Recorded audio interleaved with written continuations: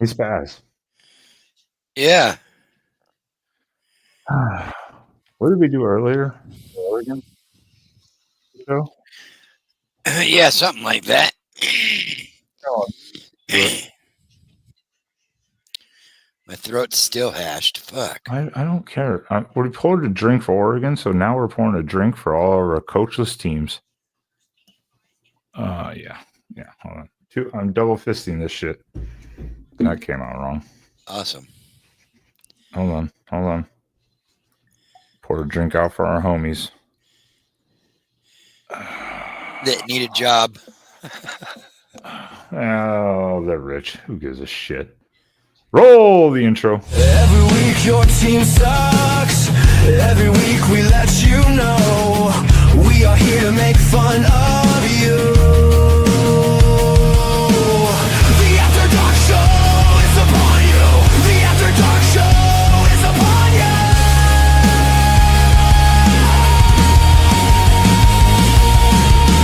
Every week your team sucks. Every week we let you know we are here to make fun of you. Every week your team sucks. Sean, you can stop looking so pissy in the background because you don't have the fucking AI song. It's mine. Hey, that AI sounds wonderfully reminiscent of Lost Prophets song from the early. Blame AI then. Don't blame me. I own the copyright. Well, it just brought me up because that lead singer just got killed, just got shivved in prison. Every week your team sucks. I wrote the lyrics too, so you can't have it. That's okay. No, What the hell's going on, everybody? Fuck. Jackson, don't ask what double fisting is. That is right, everyone. What is going on? We were so distracted talking about in the backstage. My mind's all over the place. Double fisting is what James Franklin's doing to Penn State for the next 10 years. I think it's like a fusion. Well, welcome in, everyone. Welcome to the After Dark show here. Yeah. And I don't even know why I set a time for this show. We're always 10 minutes late. I don't even know why I bother. It's usually my fault, too. So, I mean, it happens.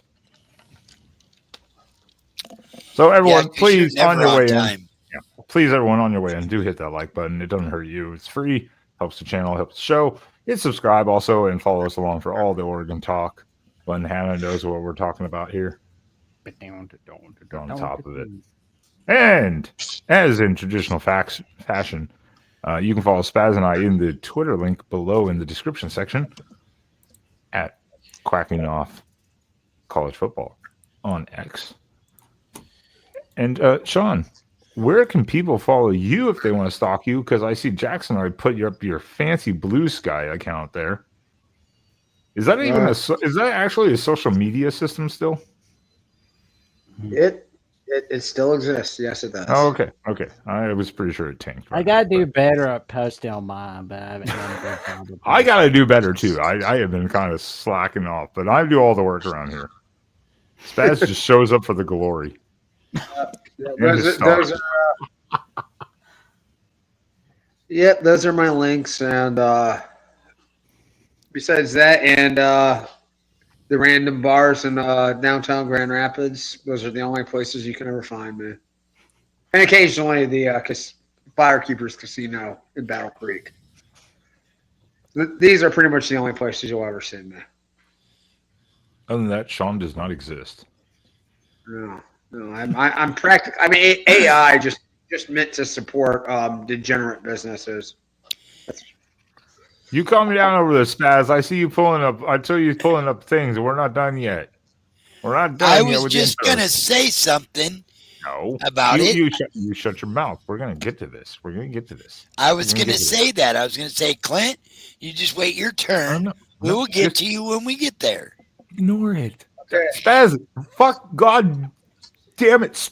I can drop as many F-bombs I want on this. This is fucking our channel. I can fucking say what I want around here. Jackson's favorite spot. That's the first time I've heard God damn it, Spaz, since I believe in December of 2024. It was about 2 weeks. It was about 2 weeks ago. I probably didn't see that episode. My bad. But I do remember y'all talking about when After Dark was at the DOCFB channel. But that was hashtag CFB After Dark. This is the After Dark show. Yeah, there's a difference. There's a commercial difference. But when you gotta respect the intellectual property here.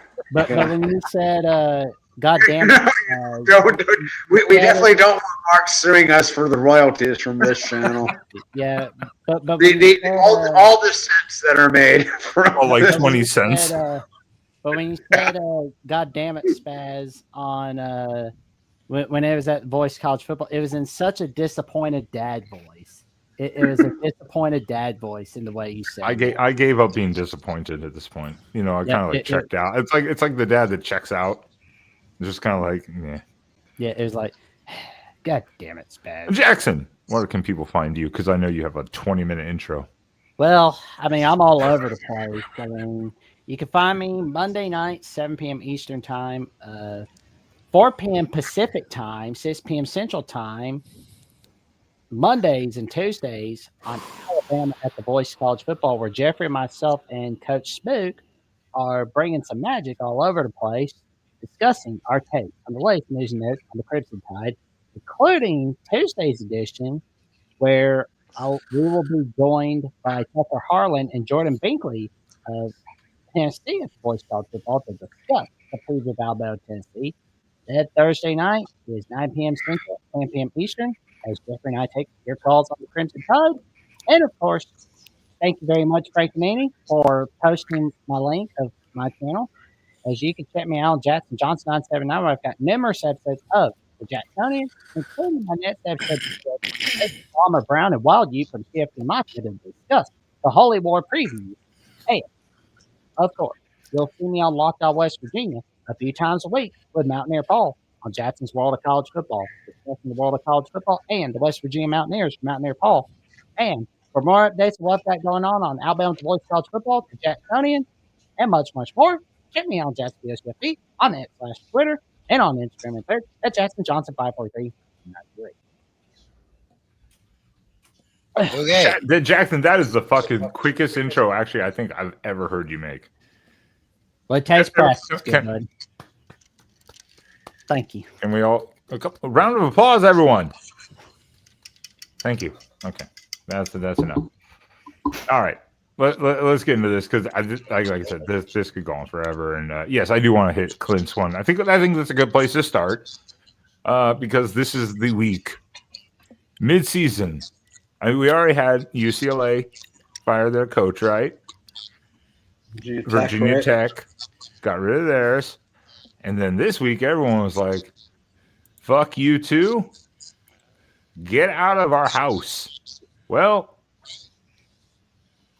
The Beavers after is it 0-7? 0-7. 0-7. And they lost on the CW to Wake Forest. The curse of the CW, man. The curse of the CW. Also, I commented on Twitter. I commented on X and Twitter to one of the Beaver fans during that game. It was like it was with on the same time with Oregon. And I was watching it, and I tweeted him like, "Was that another block field goal?" And he was just like, "Yes." That has to be a record in one season of the most block field goals in a season. They're like 8. Well, when it comes to special teams ignominy, the Beavers also hold a distinction for what was it, 3 missed extra points in a game that went to overtime where they lost. Yeah. Oh, yeah. Okay. Yeah. There back in the day. But they did just fire their special teams coach last week, and they still got another field goal blocked. And I'm like, for fuck's sake, just at that point, you got to just get rid of the staff. I think at that point, like, there's no saving you. But Oregon State pulled the trigger and got rid of Trent Bray. So I do want to ask, like, do you think, like, this was just kind of a setup spot. Like, I mean, that Oregon State was not in any sort of position to have any success once the Pac-12 dumped them, and that whoever took that job was going to fail miserably. Kind of. I don't know. That's what it feels like to me too. Yeah. Because honestly, when Jonathan Smith left, he was leaving for any spot really. I mean, like seriously, who the hell? Same with Dick, and same with Dickert. Dickert, that was set up in advance with Wake Forest. He knew about it probably a few months beforehand. Like, yeah, I'm taking that job. That was so that was just unexpected. I mean, you're leaving a hellhole for another hellhole. Well, but at least he has a team. He at least at Wake Forest, you're as long as you're relatively successful, they're not getting rid of you. Yeah, but it's like I feel Austin could have probably stayed there for. Did he get fired? He didn't get fired. No, he left. He voluntarily left.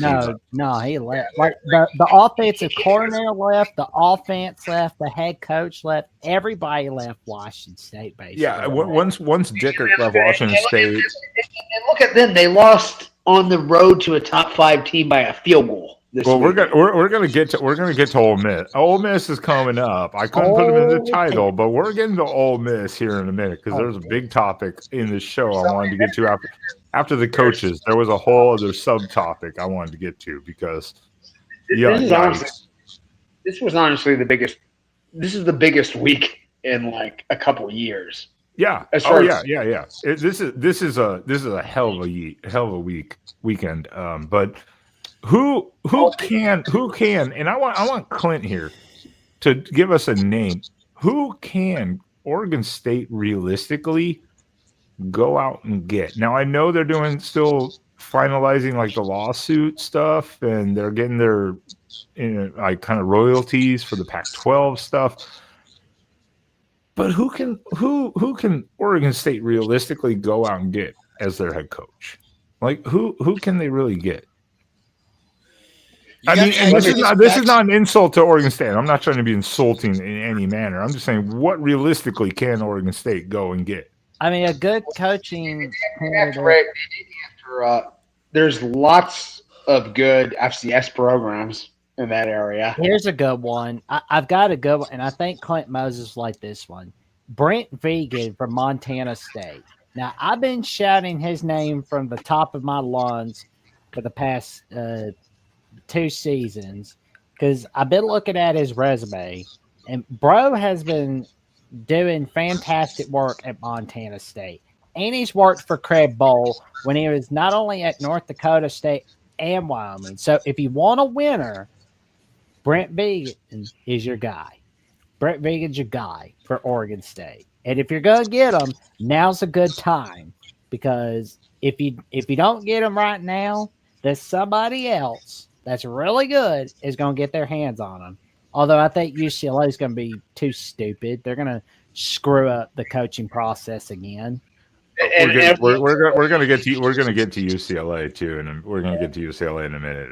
Trust me, they're on the target board. Oh, Spaz, there's your stalker. It would be really interesting to see Fickell and Jimmy Rogers revive what was, I don't know, kind of a rivalry between Montana State. South Dakota State, 2 of the teams right at the top of the. Well, who's a good G5 coach that they could go get right now? Who's like a good G5 coach? Which I mean, you can argue is Oregon State a jump up in that sense or not? But could they poach a guy like that potentially? 10 years ago, yes, they would be a jump up from a group of 5 spot, but right now I'd say they're at the same spot because like the Pac-12 is basically a group of 5 conference, group of 6 conference starting next year. Well, Mountain West. Yeah. So you're looking at a G5 OC or an FCS head coach. I mean, like, I would say like there are levels to G5. Just there are programs like there are levels to P4. Like I would say, or even a G4, or even a P4 OC. But I would say Oregon State's better probably a better job than a Conference USA team or a MAC team. Well, way better than a Conference USA team, especially. I like Jackson's idea of the Montana State coach. He was a nice guy. We played him this year. He seems to have Montana State on a good trajectory. Oh, they're more than a trajectory. I mean, they're damn good. He did. Yeah. He did build. He kind of built them and it sustained them a bit. So yeah, I mean that would be. I think that would be a. And Montana to Oregon.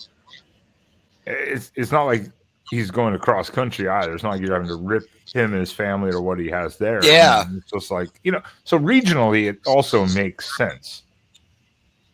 Oh yeah. So that would not be a bad grab. At least a guy who has coaching experience too. Don't experiment. Speaking of, you just brought up, so I don't want to forget. UCLA, you are correct. That administration is going to fuck everything up because what you need to do is see one more great win and hire Tim Skipper and remove the interim, make him the head coach. Make Jerry Neuheisel the OC, and whoever's the interim DC, make him the DC. Because do not fuck this up, UCLA. You've got something going. And don't screw it up. And they will fuck it up completely. Yeah. They'll fuck it up like they did with Chip Kelly. Oh, we're keeping him. Oh, we're not keeping him. Oh, we're keeping him. Chip Kelly's like, fuck this shit, I'm out. I'm going to Ohio State to be an offensive coordinator. They have no business settling for Tim Skipper. I'm sorry. I'm sorry. If he wins one more good game though, impressively, I think that you have to at least say we're going to give you all a 2-year, 3-year trial, and remove the interims and let them do their thing and see what happens because you just took Week 1, you beat broken ass. We're getting to Penn State eventually, but a broken ass Penn State. But you beat them at home. This last week, you just went on the road to Michigan State in year 2 of John Smith and beat the shit out of them. I mean, I'm sorry. UCLA was completely. I mean, it was like kicking a dead body in a body bag, basically, of a program, and they ripped out of that bag and went vampire. Eeyore was happier than UCLA by the time Deshaun Foster got fired. And Eeyore has a nail up his ass and his house is dog shit, unfortunately. I know what I'm saying. UCLA is going to fuck this up, though, somehow. But you got to give that staff right now, a 2-year leash or something, and just be like, prove us that you're the people. Do something different. Go outside the box. Don't just hire a coach who's going to fire everyone, bring in other people, and then screw up the system again. Well, and you got an offensive play caller down there who is UCLA. Is UCLA in Jerry Neuheisel. Now he's his dad right there. He's got to be the front runner to me. He better be. Well, he's got to be the OC. That's why I say don't fuck this up. You got to keep him as the OC. He's doing good work right now. Don't fuck this up, UCLA. You've got everything right there on the sideline for you right now. Give him a 2-year leash. What do you have to lose? I did not foresee this team chewing up Michigan State like a chicken nugget, honestly. I saw that score, and I was like, God damn, on the road. Jonathan Smith. Michigan State had competitive games against USC and Nebraska the previous 2 weeks. Yeah, but nobody brings their A game against UCLA. That's the thing, though.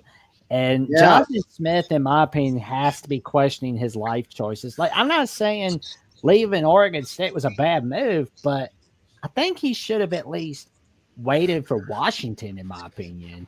There was absolutely no way he could have anticipated everything that was going to happen. Yeah, so he was looking ahead of the game. He was ahead of the curve to a degree of going, "Where's my out?" We were talking to this last week. We had Big Dave Uyunglele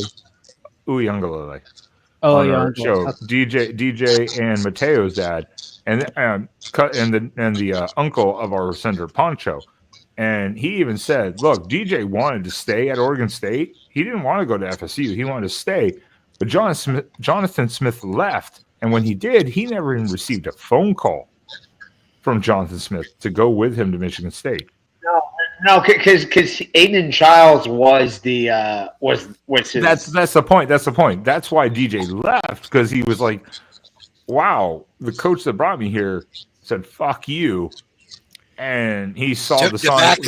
Yeah, he saw the writings on the wall, so he left. That's the only reason he left, apparently, according to Big Dave. So, because Clint wanted DJ to stay, but he did too. But yeah. Good to see you, Dragon Clash. We hope you're doing well too. I'm glad to see you. Long time no see, friend. But this is why I say so. Michigan State. Let's take UCLA. 2 games now. That's why I say if they win one more really good, impressive. Who does UCLA have next? They host Maryland. UCLA rivalry week. They've got next week. They've got Maryland coming to the Rose Bowl. The week after next, Indiana. Ooh. Yep, Indiana. And then Nebraska. Ooh, and Nebraska. And then at Ohio State and Washington. Oh, fuck. Okay, this is a brutal ending for UCLA.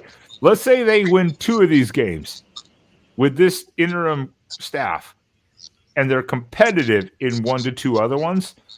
I think UCLA has to give them like a 1 to 2 year leash.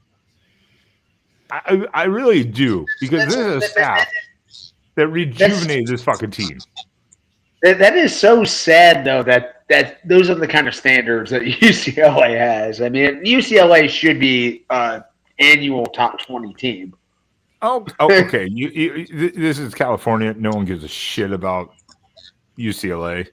Okay. But there's still so many people. It's so funny. I was watching. There's so much money in that Cal's. I was watching a Buckeyes live episode once where somebody, I think it was, it wasn't UCLA week, but somebody mentioned when the UCLA job opened up, where like one of the benefits are the beach. Like you get to live at the beach. And I think like Gerbman and Noon, they were like, wait a minute. Just because it's at the beach does not mean it's a great. Yep, that's what was, Troy V. That's what was. Yeah, that's what it was. Because he was like, just because like UCLA is at the beach does not mean you should be going there. It's like it was like. In a weird way, like almost might be a turnoff for a football coach. Like, you know what? Hey, you might have like 2-a-days, and guys are going. If you're going to coach on to coaching at the beach, play Margaritaville by old Jimmy Buffett. Yeah, I was like, spit it out. Spit it out. Yep, Jimmy Buffett. Like, man, like I've got like 20 things on my mind. I'm so messed up. You can say it's sad for UCLA, the standards, whatever of that, to give this staff like a year or 2 year leash. But remember, UCLA won. I'm not going to say this is a bad thing. Got their asses kicked by Utah at home to start the season. They got beat up by UNLV. They got absolutely whipped by New Mexico. And then they lost on the road to Northwestern. I mean, there is another team that lost at home to Northwestern this last week, and we're about to get to them. But the point is, then they beat Penn State. They went on the road, beat Michigan State. I think you got to give them a little bit of an opportunity. That's all I'm saying. Don't screw up maybe a momentum shift that's right there in front of you, already on staff. Don't screw it up. Give them a shot. See how the season plays out. I mean, what else does UCLA have going for them? Not much. I mean, they have the LA market, but the LA market doesn't seem to be much. I mean, because it's only about the Dodgers and the Lakers, the Rams. I mean, UCLA football. They love winners, though. You put a good product on there, that stadium will fill up. UCLA football is basically the Duff of Los Angeles sports, basically. The Duff? Oh, you've never seen that Duff movie with Mae Whitman, have you? No. No, I'm not familiar with it at all, and I don't know if I need a. The designated ugly fat friend. That's what UCLA football is. The designated ugly fat friend of Los Angeles sports. The things you learn on these types of shows, people.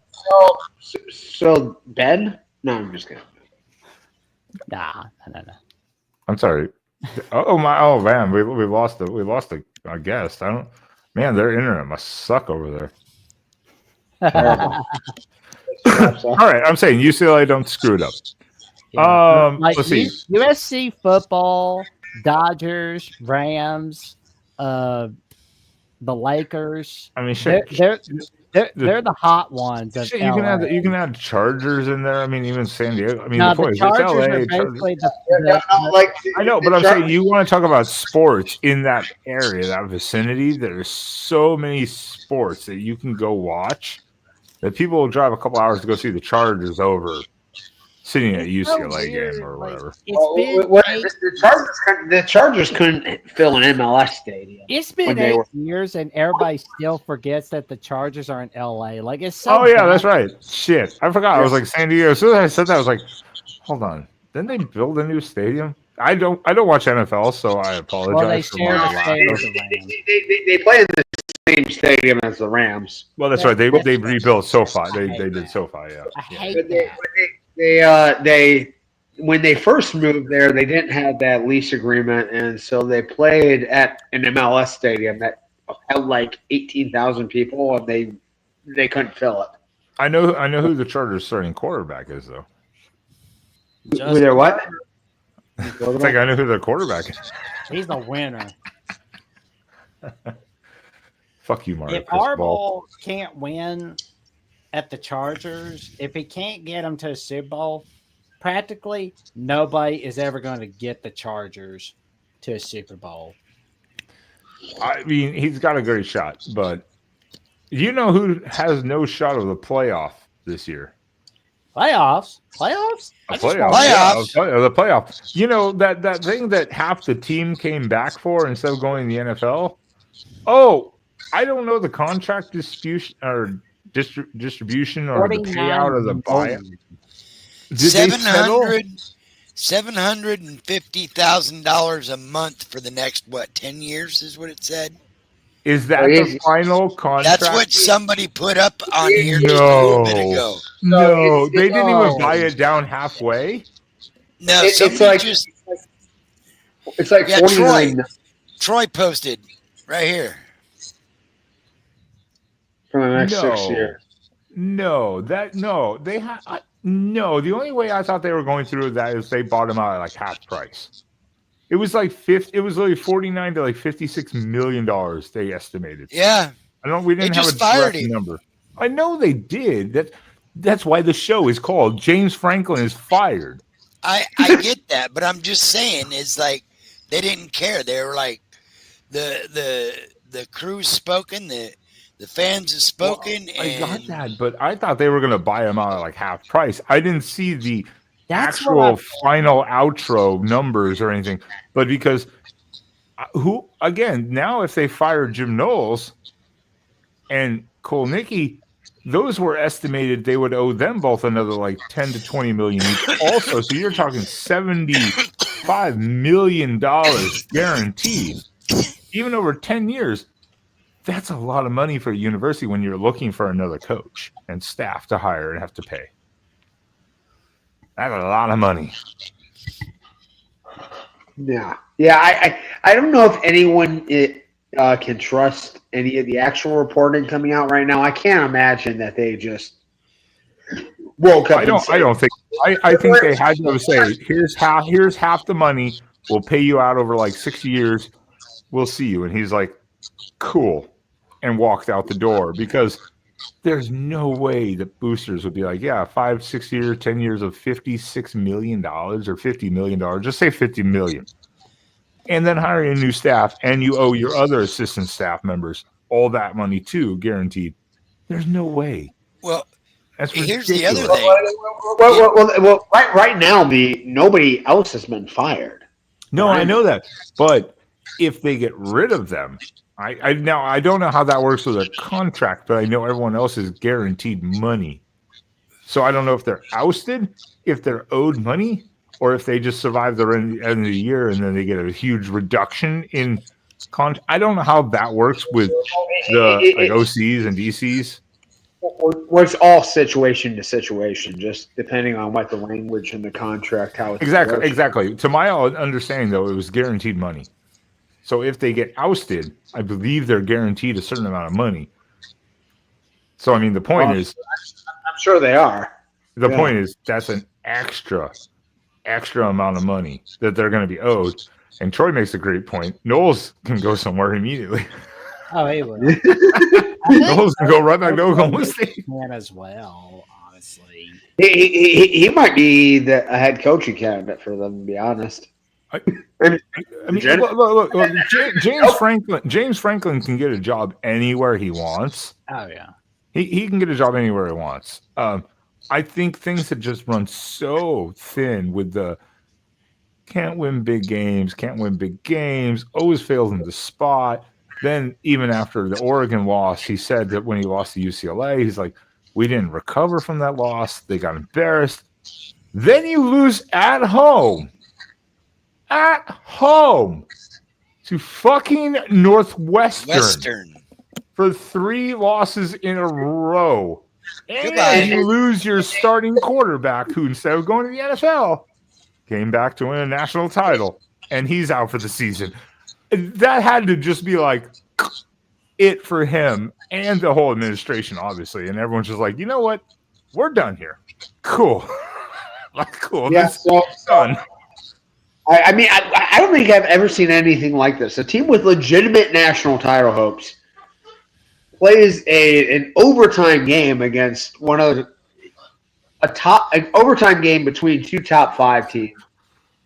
And then the next 2 games are against what everyone would have agreed at the time were the 2 worst teams in the conference.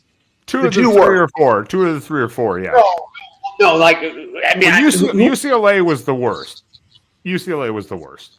And at that time, that who else is even in the conversation with them? Like, maybe Wisconsin? When people vent about preseason polls, it's insane. Why? Why?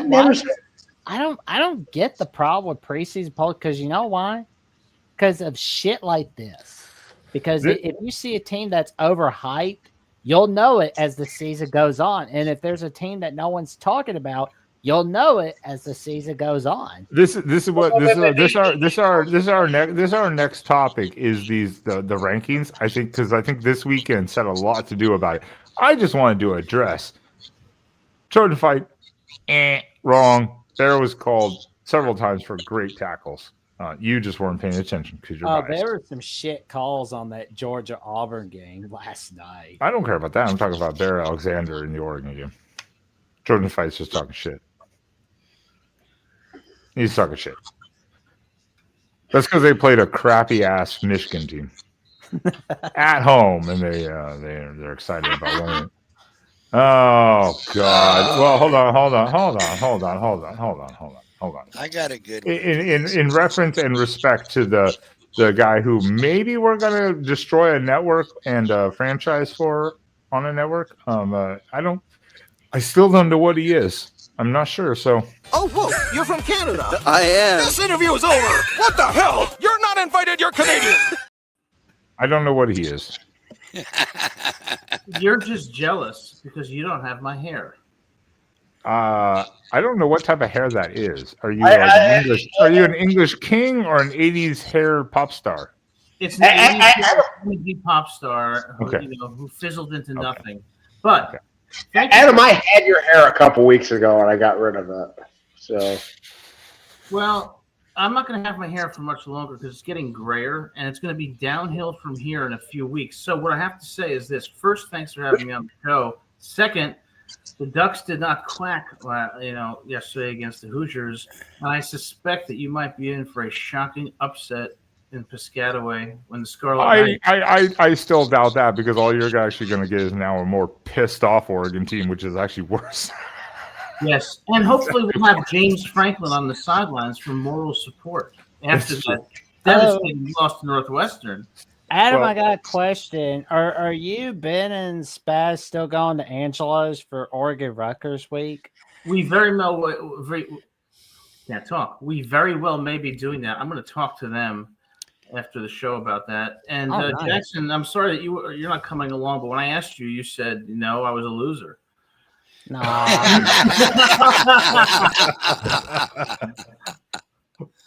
Don't let me derail the otherwise intelligent discussion, but here's what I'll say about Oregon.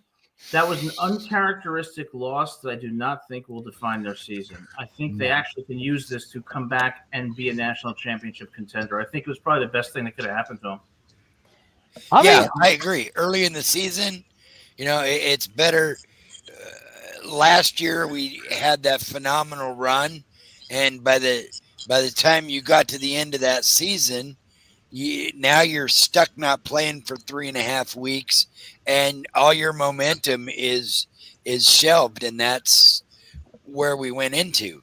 Had we taken a loss maybe earlier in the season, it might have done like what happened to Sean in Ohio State. Spaz is stealing my point that I made earlier in our Quacking Off show. I said maybe this is that loss that needed to happen last year, like just to kind of like rejuice the team to be like, fix this shit, like notice the bad habits, the practices, and certain things. But what we're gonna get into, some of these big games because there's a bunch to talk about. But I like what Trojan Fight and a couple people brought up about the preseason rankings.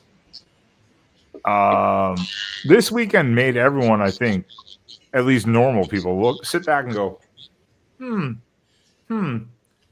everyone who's in the top 5 or 6,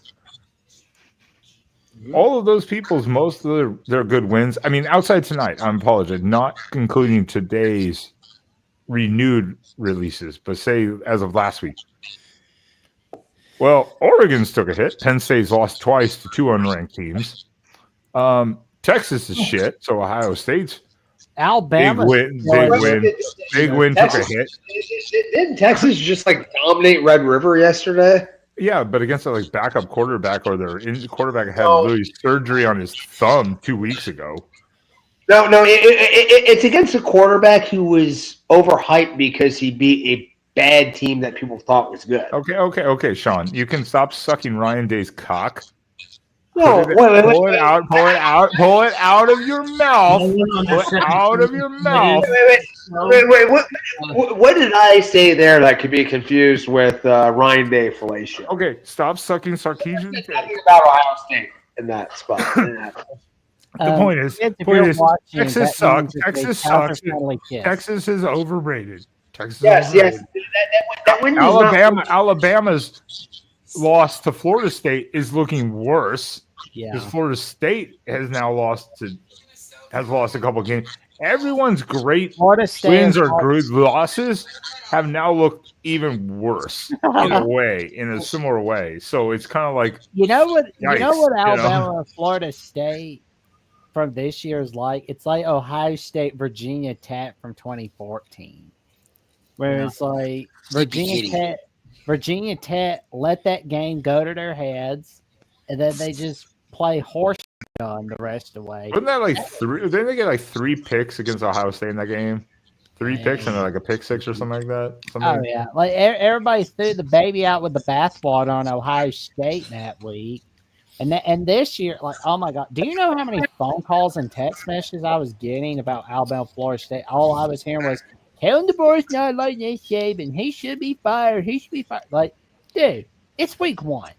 It's not week 12 with your 4th loss of the season. Break it up. Calm it down on Caleb DeBoer. It's all right. He's got this. Ty Simpson's got this. And what happens? Alabama's getting things rolling. And as for Oregon, Indiana, Adam makes an excellent point about how that this loss to Indiana is not going to define them. Matter of fact, it would not surprise me if we saw Oregon not winning the Big Ten title, but them winning a natty, possibly. Yeah, and I'll tell you this: as far as preseason rankings go, even mid-season rankings, we don't really know who the top 25 is. It's only at the end of the season when you see the teams start to separate. But the most dangerous thing that happened to Oregon was winning a double overtime victory at Penn State. Because when you win in a whiteout before 100,000 people, you know what those kids on that team think when Indiana's come in? We're at home. We're going to kick their ass. They get complacent. So they need to be reset to get that hunger back. The game against Indiana was a gift to Oregon that may propel them to the championship, just like Michigan beating Ohio State in November of last year was a gift to get them hungry again. So Oregon should be standing proud. But having said that, when you talk about these rankings, Texas beats Oklahoma, Oregon loses to Indiana. How can you say that Oregon's better than Texas? You really can't. You got to let the season play out. But Oregon's in a good position because of this loss and shouldn't be discouraged. You're 100% correct. We talked about this earlier on the actual Quacking Off show with the Fallout show we did, where we really thought about everything. I was like, that was what I thought it could be the spark. Because remember, this is a fairly young Oregon team. There's a lot of different pieces, but a lot of them are really young. And I think it is hard to reset, even with the bye week. Because like you say, people get to rest, kind of delve into things. This could be a reset moment. And for the coaching staff. But I take nothing away from Indiana. I gave them their flowers immediately. Indiana's a good team. Curt Cignetti has those guys playing good, even on the road, and that staff knows what they're doing. Yes. They know what they're doing. So Indiana is a good, like Bro good team. Has a resting bitch face. When he does. When he gets, I loved his facial expression on the sideline when something went wrong. Cignetti was just like this. If I was Dan Lanning, what I would say tomorrow at practice is, I would look straight into the eyes of every offensive lineman, and I would say, if you ever fucking get beat in the trenches like you did against Indiana, you will never play ever again at this school. Wow. He's going to propel that offensive line to be one of the most dominant in the nation because they will never, ever get pushed around like they did at Alson Stadium again. I'm telling you, Oregon is going to be a very dangerous team, and the gift is the loss against Indiana, not the victory against Penn State. Well, and the same is for any team that does a loss, if they look at what went wrong, because the one thing Indiana did really good too, and we noted earlier, and we're going to get into the other losses for some of these other big teams here in a second, because Indiana neutralized Uyunglele and Tuioti, our two DNs. They pretty much just neutralized them completely in that game. And I was like, what is happening right now? They took both edge rushers just almost completely out of the game, which was amazing. If the quarterback's getting the ball out of his hands in like 2.2 seconds, even then, when he wasn't. Oh my God, our buddy Willie D's in the chat. All right. We will have none of that Notre Dame blasphemy on this channel win. Yeah, I'm sorry. I don't even know how you were 0-2 you were 0-2 and still you were 0-2 and still ranked. That shows how shit the rankings were. You know, Notre Dame 0-2 team ever ranked in the top 25. Never. They were two nail biters against teams that are ranked in the top. And I'm sorry. So if Oregon was 0-2 and lost 1 point to two top 5 teams, would you want them ranked in the top 10? No, yes. You'd be like, no, get them out. They lost 2 games. No, the top 25. I would be like this. We don't deserve to be there. Okay, we don't want teams to schedule Eastern Illinois and Grambling and Maryland. Well, okay. Have you seen the rest of Notre Dame's schedule? It's finally They had two good teams and they lost to both of them. Notre Dame goes to the playoff. They've got USC. They've got USC this weekend. Who? USC? Who? Who is USC? Absolutely fucking no one. They beat the greatest team on earth this weekend with the quarterback who's going to be the next Patrick Mahomes. Well, no, what you saw was a true freshman again on the road making some bad throws. Yeah, hey, Bryce Underwood. Throws. Hey, Bryce, when you throw the ball, you don't have to throw it 95 miles an hour every single time. Smarten up.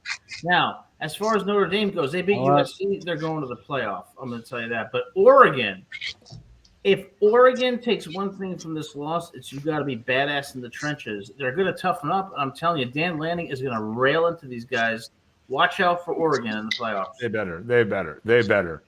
Yeah, you can't give up 6 sacks. And you can't have Dante Moore with 3 minutes left throwing the ball, and there's a lineman in his face batting the ball up in the air. I mean, you can't have that happen. So they're going to correct that. All in all, and I said it, I took from the game, it was confusing, but at the same time, there was no shame in losing that kind of game to what is obviously a very, very good Indiana team. And I gave full props to Indiana, Kirk and the staff. They came in with a great game plan, and you can tell they're so much better than last year. Yeah, they are way better. I don't want game day in Eugene ever again. You can't go to game day anymore because you fucking jinxed us. You're the fault. You're the reason, Spaz. I'm sorry. We're 2-2 on game day events. Where was Lee Corso? Wait. Oregon's only gone to Oregon 4 times. Is that right? Yeah. Oh, really? I would have definitely thought it was more than that. No. Well, I thought it was too, but somebody pointed that out earlier. I think they go to Columbus like 4 times a year. So whatever. Have they even been there this year? They were there for week 1. We for rivalry week. They would be going there except for Penn State again in a couple. Well, game day would have gone to the Red River, the Wed Wibble Wibble week, but you know, Texas sucks ass. Jackson. Okay. How about this for rankings? What was Oklahoma ranked going into this week? 5, 6, 5, right? Was 6? Okay, 6. Texas was unranked. Texas went in and whooped their ass, and no one's surprised, like at all. Like no one really is thinks, "Oh my god, no one cared." No one. No one. You're right. Texas. OU is 7, and no one's surprised because these rankings are so subjective. And the reason that Texas won is because their defense showed up and because Arch Manning didn't fuck it up. And if Arch Manning gets hot, this Texas team could sneak into the playoffs. But I just don't think that their offense and their receivers are going to be good enough. I think this is a battle right now between Ohio State, Indiana, Miami, and potentially Alabama and Oregon. Yeah, no, there's no way. There is absolutely fucking no way Texas is going to make the playoff because they're going to lose the 3rd game. I mean, unless the SEC gets like fucking 6 teams in or some shit like that, you know. But oh shit, hey Serge, we already gave UCLA the props and told your administration don't fuck it up. Hire Skipper, new Heisel, and your DC currently on staff. Don't fuck it up. Don't ruin a good thing. 8-5 playoff team. Oh man, if you have 5 losses and one of them is to New Mexico. Hey, that's a beautiful state, New Mexico. Beautiful at night, you know, the sun sets. It is nice. Now, New Mexico. It has its nice spots. Did we not just give UCLA like a literally like 7-minute talking spot earlier in the show? Yeah. Now Serge wants to come in and like stop it. Stop. Like no, we already gave you your flowers and told your administration to fuck it up. UCLA is a perfect example. Everyone talks about rankings. They talk about who's got the 5 stars, who's got the best roster. What they don't talk about is the mental aspect of the game and the intangibles. Once the team starts to believe, they can be very dangerous, and UCLA has proven that. Yep. Can we also not talk about, in a way, besides some of the other games, though, what we've seen now is this is the true kind of not finalization. It's going to still form a little bit more over the next year or two, but this is the true form of what NIL can bring to teams where all of a sudden what you would think would be like a 10 to 20-point plus blowouts are now like 3-point games or losses. Like, you're seeing the balance of competition come into play. Look at Cignetti, what he's done with Indiana. That's good coaching, but that's also using NIL, using the portal, using every metric, every ability that he has to build a roster to then go to Oregon and take out a very talented team also. Whereas 3 years ago, Indiana would have gotten their, asses absolutely used to mop the floor. That was a very graphic image I just painted for everyone, but you know what I mean. I feel like you're attempting multiple metaphors at the same time and kind of failed. Like you were trying to do like. I'm sorry. Oh my god. Sean's connection sucks tonight. I don't know what's going on with Sean. That's not true. You eliminated him from the show. That was. He's back. Oh, good. Okay, welcome back, Sean. That wasn't my. You're telling me that wasn't my internet? No, I'm saying you were cruelly eliminated from the show. I think that's unacceptable. And you should apologize to Sean. He's correct though. My wording and it was not great. Now Adam's internet's having issues. That was not me. I was not me. I was jerking off at that point, so that was not me. That is bullshit. Parents protect your children. No. Wait. I was watching your jerking off hand. It was clearly on camera. Oh, wow. This is what Adam's inviting on to the I'm Voice of almost College 50 Football years tomorrow. old. I can't handle this kind of talk. This is so 1987, guys. I mean, I'm an old man now. 1987. It's not a lot in 1987. All right, but okay, yeah. The point is the spread of the NIL, now the money distribution, all of that has kind of neutralized and balanced the gap between what you would say were the Ohio States, the Alabamas, in a way. I'm not saying it eliminated it, but it's kind of closed the gap in between a lot of those teams. So that's what I think we're seeing now. We're seeing these losses that are inexplicable in some instances. Oregon losing to Indiana yesterday. Hey, good game, great coaching plan. You're not going to be upset, but like Penn State losing to Northwestern. I mean, that's just coaching malpractice. But I think there's the sense that the team that James Franklin had completely lost the team. Yeah, I mean, absolutely. I mean, unthinkable is almost an understatement. Like that word gets abused. I said malpractice.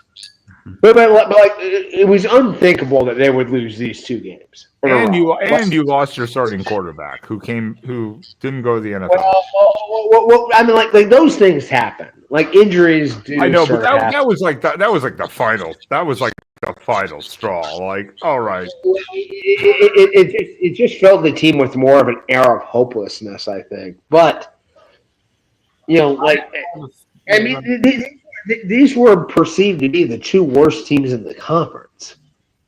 I have a theory. Yeah. You have a theory. Okay. I have a theory on why Franklin did not have the team. I think that inside Penn State, it was made aware to the players probably a week or two ago that Franklin was going to be let go. That's why after the game against Northwestern, if you noticed, all the players were going up to Franklin and shaking his hand as if they were saying goodbye. I think they knew about this, and I think that Franklin knew about it. And I don't know. I didn't see that at all. But oh yeah, well I was wrong. Yeah. I could be wrong, but I don't think Penn State's just going to fire the coach and not tell the players. I think they knew this was coming, and I think that's why their play suffered. It's possible. It is possible because not just after the Oregon loss, but after the UCLA loss, at least. Yeah, things were set in motion after the UCLA loss. And it would make sense too, because I would not expect them to make a $50 million decision just knee jerk like this, like a knee jerk react. Oh, we lost to Northwestern. Here's $50 million. Yeah, it was a continuation of going, you again lost a big game in some dramatic fashion. Then you got absolutely embarrassed by a team you should never lose to. But what I'm saying is, I think they had to have like some contingency plans. I think, like, I highly doubt they're giving James Franklin $50 million. Ben and Spaz were talking about it earlier on tonight's show. I know Spaz said there's like a $750,000 a month plan for the next. That's what Troy said. But I highly doubt that Penn State said we're going to pay we're just roughing it down to $50 million. I've seen 49, 51, and 56 million. So let's just say 50 million buyout. There is no way Penn State didn't buy him out at like half price. Just say we're going to pay you half. You sign and walk away. You know what the tail end of the they probably have private. They probably have like private donors lining up to pay that as well. No, so I get it, but 50 million is a lot compared to 25. And 25 is a lot for a coach to say, "I'll take it. I'm done. I'll walk away." Cool. Okay, but let me explain my position on this very quickly. There is no way that they just made a knee-jerk reaction to this one loss, and we are going to.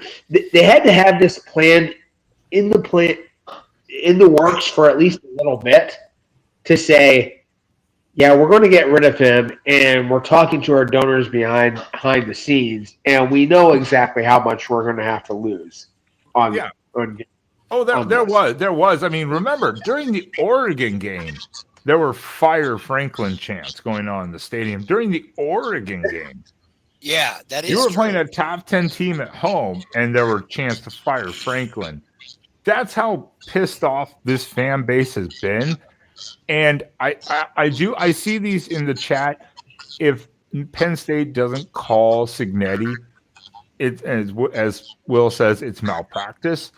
If I'm Cignetti, I'm not leaving Indiana. I mean, Cignetti? What did Jeffrey say? Cignetti's 64 years old. 64 years old, correct. He's just built Indiana now into maybe a potential constant, at least top 15 program in the nation. Yeah. Why the hell would you leave to deal with that kind of crap at Penn State? Well, I'm sorry. When you can be a winner in Indiana and make millions of dollars a year. But here's something to say. Cignetti is a Pittsburgh guy. He's from the state of Pennsylvania. And he's in Indiana because he hated Pennsylvania. And his dad was head coach of West Virginia. Well, I'm just saying, if you're in a spot, you built this program now, you've done it in your means. I get where maybe some coaches, when they're younger, want to jump and do a challenge. But when you're 64, you've got this team to your level. You've got the team and staff. The whole university is behind you, and they're going to pay you. Why would you jump shit? Exactly. It's all we don't know what motivates Cincinnati personally. My opinion is, my belief about him is he doesn't have any desire to leave Indiana. I don't think so. But it doesn't mean he won't ever leave there under any circumstance. There could be like a situation in which he's like, someone's going to have to try very, very hard. Yeah, I think he's like a Lance Leipold. He's like a Kleinman. You're in these spots. If you're doing good, why leave those positions? You're in a good spot. Search, this is Dan Campbell. Hold on. Search, this is Dan Campbell you're talking about.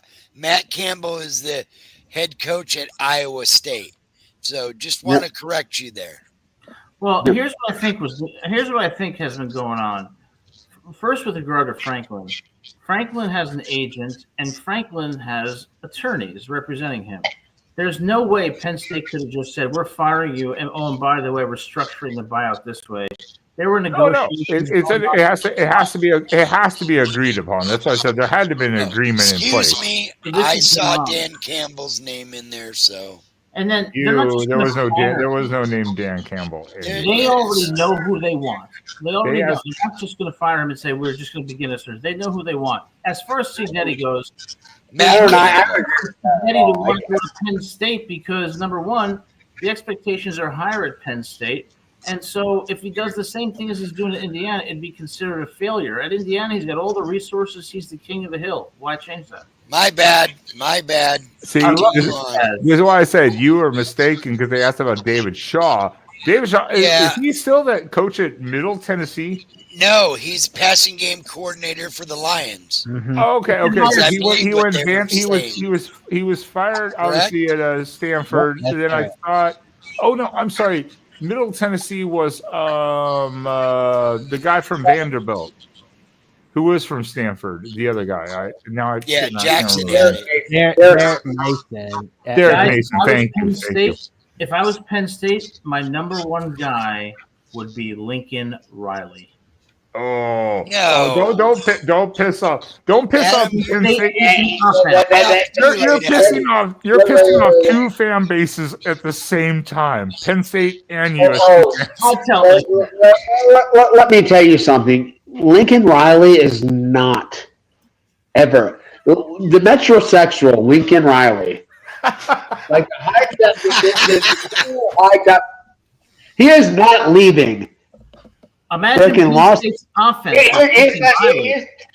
He's not leaving there to go to the Hills Have Eyes of State Happy Valley. It's not going to St. That never happened.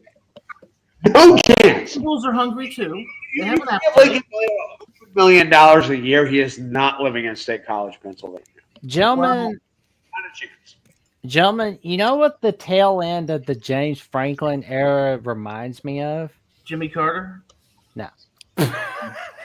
It reminds me of the tail end of the Andy Reid era at the Eagles. Oh, good point. Oh, yeah. That is actually a great analogy. That is a great analogy. 2011 and 2012. 2011, the Eagles were hyped up as the dream team, right? 4-8. Going into December, they go on a winning streak, but not enough to go to the playoffs. But then 2012, this time for sure, the Eagles are the dream team in 2012. What happens? They go 4-12. Andy Reid gets fired. Everybody wants a piece of his ass. The Bears, the Bills, the Chiefs, you name it. Everybody wanted him. There was a lot of ass to go around. There's still a lot of ass to go around for Andy Reid. Yeah. He's got enough to give around to the league. Cheeseburger. And I think Ben's got some of that ass. Am I wrong? I'll tell you this. Are you fat shaming me? You son of a bitch. No. Penn State should also consider hiring Bill Belichick's girlfriend. Because if she can control him, if she can control the winningest Super Bowl coach in history, she can get these players in shape. What do you say? This is a good point too. Who's going to take over North Carolina? Because Bill Belichick, I don't know. The university says they're behind him, but oh my God, there's been no worse of a start in your lifetime. If you have to make a fucking statement to say I support the head coach, I love the team I'm currently with. Mwah! Now, granted, the contract, I believe. Now, this is all. I don't know if I can't confirm that anyone said they've actually read the contract. He only has to stipulates $1 million buyout. I know after this year, and then his son Steve is going to be the new head coach from DC. Yeah, it was like a family placement plan. Yeah, it was a family placement plan, but. Like Matt Brown has to be the happiest man in the world. That ain't happening. You win 3 games a year for 2 years and just say, hand it off to my son. Like 2 years, 1 year. This is year 1, and the defense sucks too. But I mean, the whole. I told my buddy Austin. I told a lot of people. Right here. All these people that were saying that North Carolina is going to do great things with Belichick, it's like, wait a minute, no, you're buying into the hype too much. Like when people say that shit, it was like he's not having Brady anymore. He's not in the NFL. He's never coached college football before. Exactly. And he didn't take it because, I love North Carolina so much. My dad was in the state of North Carolina. That's a PR answer that makes everybody feel good. Like, always watch for those stories that make you feel good. And guys, you know where James Franklin should go? I'm sorry, Spaz. Are we boring you over here? No. I'm sorry, Spaz. What an emotionally abusive comment. I'm appalled. Do you know where? Wait till tomorrow night. Wait till tomorrow night. I get abused all the time. James Franklin should go to one school, and this one school should go after him, and that is Rutgers. Yeah. Wow, how quickly you turn on Schiano. I love Greg Schiano, but I think he's taken the program as far as it can go. I think Franklin would be a perfect fit at Rutgers. So Franklin will take you to a 9-win team. It wouldn't be that much. It wouldn't be that much of a move for him. Be lateral. No, it would be an upgrade at 75% of P4 programs. I mean, Franklin's stock has dropped. I mean, Franklin needs to. Whatever his stock is. I feel like Virginia Tech and Oklahoma State are going to be wanting James Franklin because they're like, we want people watching us. Knowles is going to go to Oklahoma State. I see. Knowles has the ties to Oklahoma State, so I think Knowles would be a good fit with Oklahoma State. Franklin, Virginia Tech, but that seems like a downgrade. But then again, maybe not the pressure, too. He's going to have to take a downgrade. He's not going to get. I know. But he could also sit out a year. But Virginia Tech would be a good fit. I mean, that fan base is. Virginia Tech has a great fan base. Virginia Tech does have a great. And they're not expecting a national title every year. They're not expecting you to. Well, their trophy case from Beamer is still wide open. Oh, exactly. But, That's Florida fire. Florida, I think, would be sort of a honeypot for. That's Jed Fish. That's Jed Fish. Yeah, Jed Fish, I think, is getting out. He's going to Florida. Yeah, I mean, we all know it. If he finishes the season good, Florida's not taking a G5 or G4 coach or a Power 4 OC. They're taking an established coach that at least has a track record. And I think Jed Fish is the guy. That's kind of what he's been waiting for, is the Florida job. And then once Jed Fish does what he does at Florida, after he gets done making Washington a really good competitive team, he's going to bail to the NFL. Like the nearest job that his wife won't even live in Seattle with him. Come on.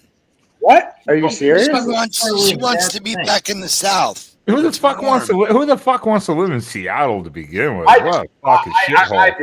I love Seattle. And he wants to live with his spouse every day. Sean, you're on Blue Sky. Of course you do. I think Franklin has to go to a program that he can build up. So I think Rutgers is a perfect fit, and I will give you the shocking prediction of where he also might consider, and that is going to be Oregon State. Franklin? Oh. Yes. Franklin? No. That's Gundy's job. Yeah, that's Gundy. Forget Gundy. He's a bum. Oregon State. Gundy's good. Gundy was in the wrong OSU uniform. He was in the wrong going from OSU to OSU. Come on. Adam, Makes sense. Say it again how you said it, man. I said he's a bum. He has no Yes. I love it. Franklin has to go to another Vanderbilt. He brings from the bottom up, and he's going to do it at Rutgers. That would be my first choice. Or Oregon State, which is fading into obscurity under a classless Gundy who has who mouths off too much, but doesn't produce anything on the field. He's a bum. But I could see the mullet. I could see the mullet in Corvallis.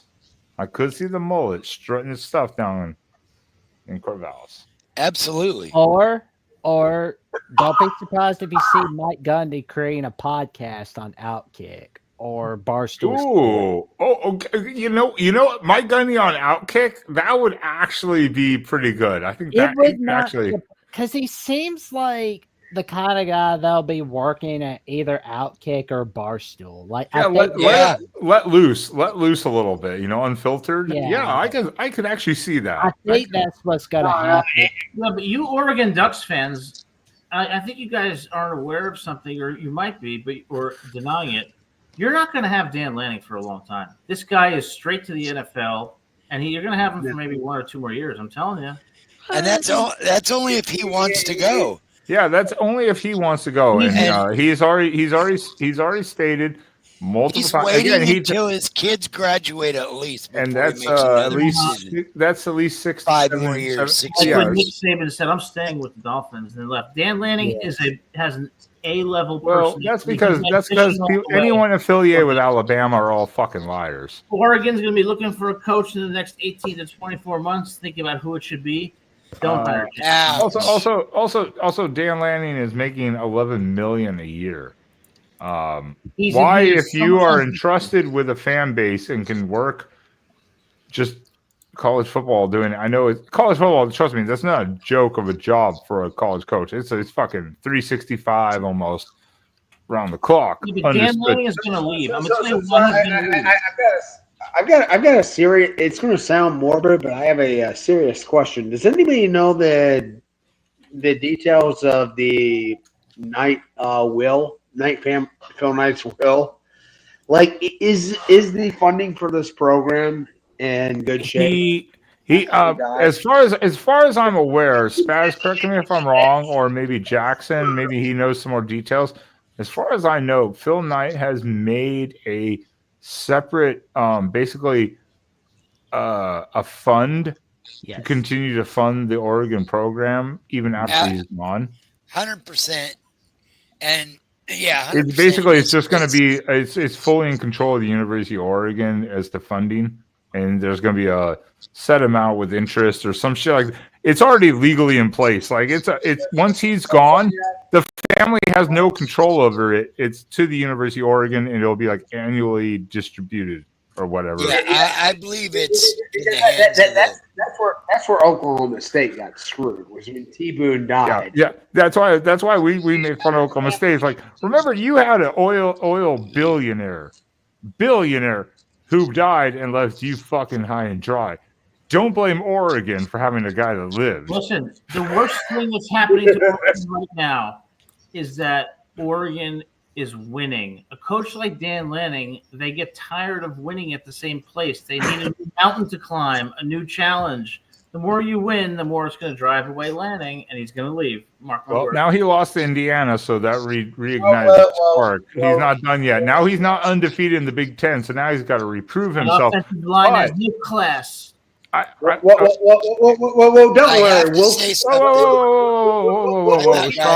Sean, I have to invite a much more knowledgeable guest than you. He's a little young, but I have to play a warning song to our viewers because just be warned. We've never seen a valid ID. Kids, we have a very special treat. Sure. An officer from the Paradise PD is here to teach us about good touch, bad touch. I don't know why I wanted to play that. Oh, our good friend Jeffrey. Welcome, Jeffrey. Hey, Adam. How's it going? How's everybody doing tonight? Oh, wait. Hold on. Everyone shut the fuck up. Spaz. Good job, Jeffrey. Even though you rooted against your own team and picked Oregon to win. I picked y'all to win because I thought the talent would. Okay, the D line for Oregon, the O line for Oregon's 30+ pounds bigger than Indiana's. The lines of scrimmage, I thought y'all's lines of scrimmage would do better than Iowa's did. I thought you guys would win. I legitimately thought that you guys would win. I did not want to seem like a homer biased saying, "Hey, Indiana's going to win." I thought that Oregon would get it done in a close one, but I was legitimately shocked with how well Indiana played on the lines of scrimmage. We were incredible. We were too. Go back to our show earlier. I immediately said, "Congratulations, Indiana! The game plan, execution, everything, almost flawless. Like outside of Mendoza's pick six, that was a bad throw. There was nothing else really bad to say about the game. Almost I mean, they flawless. ran the ball well. They, got the receivers a lot of yards, Surratt and Cooper. I mean, Surratt and Cooper drew a lot of holds on your DBs. Did I not say watch out for Surratt? Yeah. Did I not say it? And what did they do? 12, 13-year-old curl routes to the outside. I'm like, killing us. I will say this one thing. I will say this one time. Surratt pushed off on that last touchdown, and Jeffrey knows it. Don't deny it. Hey, Spaz, get DBs that are more than like 170 pounds, and then they might be able to not get pushed off on, right? They might Watch be able your tongue, sir. Yeah. In defense, the only reason you beat us last year in the game is because you had a 175-pound guy who tried to muscle with a 230-pound receiver. I knew this was somehow going to get brought up. I knew it was somehow going to get brought up. He's just sour about it. So we have talked about a ton of stuff here, but I want to keep it moving along really quickly because I don't want to skip over things because there was another big game going on this weekend too. No, Adam, it wasn't Rutgers getting their ass handed to them. Unfortunately, Rutgers is not where Indiana is right now. Oh man, Washington double fisted Rutgers. And I was surprised when I saw the score. It was like 13-0. I was like, oh shit! And then I did watch part of your post game, Adam. I did watch part of your post game. I was there. I was watching it, and you were just like, why? I was like, you know what? I'm sick of this shit. My show is tanking because they can't win. All right, I need an audience. I can't get one with you fuckers acting like this. It's like mommy's going to pay you a visit, and you're going to straighten yourself out. Come on, Greg Schiano. You got to win to help Adam out. Come on. Yeah, what is going on with the one thing Rutgers is known for, Schiano is known for, is defense. And this year, it's like the offense is not bad. The defense is just trash. If Iowa ever gets a good offense, then their defense will be air. That's just the way it is. I mean, they can't have both. It's not possible. That's why Indiana's so surprising because they're good on both sides of the ball. Like when they had Kevin Wilson, they were just good on offense. When they had Tom Allen, it was mostly defense until they fell apart. Jeffrey, now it's both sides of the ball. Jeffrey, it's really hard to do that at program. Since Jeffrey's a big Indiana fan, Jeffrey, you have to do me a favor. I want you to give a message to Signetti. I want you to say, Signetti, now that you are winning and on the national stage, stop acting like a jerk and realize he's not. He acts not. Yes, he is. He's not. I disagree with that fully and wholeheartedly. He completely has done a 180 from last season. He did that to get the fans on board, to get the college football world on notice. Now he has simmered it back down. He has been way less of a jerk this year. Not like the way Kirby Smart's been acting lately. I don't know what the heck's going on with that guy. Kirby Smart is a big outright lying on national TV. I'm sorry. Like but I'm not seeing Signetti do that. No, Signetti can now officially go back to saying. Did you not see the halftime interview? He was an asshole. No, he was fine. That was great. That's called wit and sarcasm. I'm sorry, Spaz. I guess some people can't handle that. Spaz, after the Oregon game, Signetti can now go back on this in media this week and go, "Oh, don't worry, I win. Google me." Therefore, you can't. And he can say it. He can say it, and that's fine. Guess what? You back it up. Ben, do you think Signetti acted like a jerk? No, I do not. I think people just hate him because he's winning. Did I not tell you on the live? Did I not tell you on our live stream this last week? I love Signetti, and I would pick him as our head coach every time because in a heartbeat. And guess what? If he was acting like a jerk at your program, you'd be fine with it. Jeffrey, Penn State fans right now want the guy. The fact that State fans don't need the guy. They should have kept Franklin. How many coaches are going to do better than Franklin at Penn State? They are going to. Penn State just hopes they don't. What was the term earlier I heard? And it was a perfect term. It was by the Verballers. I'm sure other teams have used it. Hopefully they didn't. Nebraska's coach Pelini themselves. Yeah, that's what I'm telling Penn State fans. You could be the next Nebraska if you get this hire wrong. And honestly, like let's the likelihood is higher than 50-50 that they have pulling the. I mean, like, why did they fire James Franklin? He made a mistake on the quarterback. He made a mistake, and the hiring of Jim Knowles was a failure. That those two moves were bad, but they could have been fixed. Okay, they could have been fixed. Now you're putting it into someone else's hands. I mean, I'm looking at the coaching candidates list, and the only coach that I see on the candidates list that is a surefire success for Penn State is Curt Cignetti. And if they don't get Curt Cignetti, which I highly doubt, then they're not going to get a coach that's going to be proven to have great success there. Like it's not Matt Rule. It's not anybody else. And then you're going to talk about our coordinator. I don't like Penn State's odds. I just don't. There's zero. No. Let's just back up to that Knowles point, though, a second. Jim Knowles just built the best defense in the country. Off of a defense that was struggling before. It takes a couple years, though. It does take a couple years. That was a home James run. Franklin was in a situation where he needed to win now. That was a home run A+ hire. It was a bad hire. But everyone, like literally it was a bad hire, Sean. It was a bad hire because James Franklin needed to keep winning now. Penn State they're fans of a problem because they have to win every freaking game for them to be okay with their coach. And Jim Knowles, you just said it's a project, 2-year, 3-year developmental thing. That's not a good hire. That's a oversight because Penn State was in a situation where they needed to keep winning at a high level for James Franklin's job to be okay. Because even last year when they went all the way to the freaking national championship runner-up game, the semifinal, they were wanting him fired every game. Yeah. You cannot hire a guy like that. You need to hire a plug-and-play guy to just completely just keep. But it was a plug-and-play guy. It was not a good hire. You're only saying that based on the results, based on how it happened. It's still a fact, though. The results are the results. The results are factual. It failed. Well, we didn't know it was going to fail when it happened, but it failed. Okay. In all fairness, look, Jim Knowles seemed like a home run hire. Yes, Troy said, and everyone knew this for the most part, because even last year, Ryan Day made Jim Knowles simplify the defense.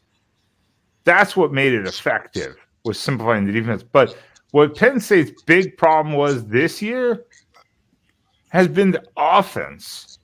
The offense doesn't all of a sudden they don't realize they're in a game until the fourth quarter, and they go, "Oh, shit! I guess we better wake up." Let me tell you. And then they're like struggling to like get rhythm going in the offense, and the defense is doing what they can. And the offense is not helping them out. In all fairness, I was gonna say the comment that was out. He gave up 40+ points to UCLA. The comment. I mean, it didn't work. I agree with Sean. Sean is correct. Archie Miller was thought to be a home run college basketball hire at Indiana basketball, and it sucked. So results matter. The hire was the results didn't back it up. So it was a failure. Let's make 2 points. Number one, Jeffrey, you say results are factual, but you're not talking about the implications or the inferences from those results. We can have teams that lose. And that just got James Franklin fired because Penn State is mad that they're 3-3. So, okay, that's called correlation, not causation. Okay? So, before we get into that literally is the cause. Their defense sucked because Jim Knowles completely went over the heads of the entire defense and called defense that they couldn't understand. Jim Knowles was a bad defensive coordinator. That's the causation you're citing without any controlling for any of the multitude of variables that may have gone into that. So unless you do that, your conclusion is speculative. Now, as far as Cignetti goes, how is that speculative when we have results? Because it's reductionist. Ben's laughing so hard because he knows that this conversation makes sense. Adam's using all the lawyer chat. Yeah, I know. He's lawyer lingo.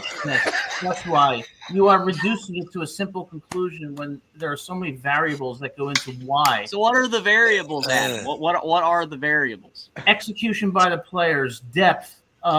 But how is the execution by the players James Franklin's fault?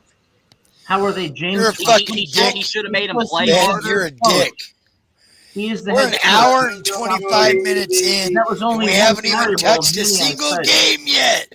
What Here's the Indiana's fuck? the biggest danger for Indiana. Hey, I tried just to move came this on on. here. I was invited by Ben. I appreciate No, it, you Ben. can't- no, I you came can't on do here. that. I didn't know what Yeah. we've been Someone talking about, challenged but you. James Oh, Franklin put it's- everybody wants to all talk these about. declarative statements, and now you're being challenged because results. I'm okay with Really? being challenged. That's cool. That's That's okay. incomplete. You have to look at the variables that may. You're saying Jim Knowles is the reason. Well, but there's so many other variables such as injuries, depth. Okay. Yeah, and Drew Aller getting hurt is not James Franklin's fault. But guess what? Drew Aller sucked anyway.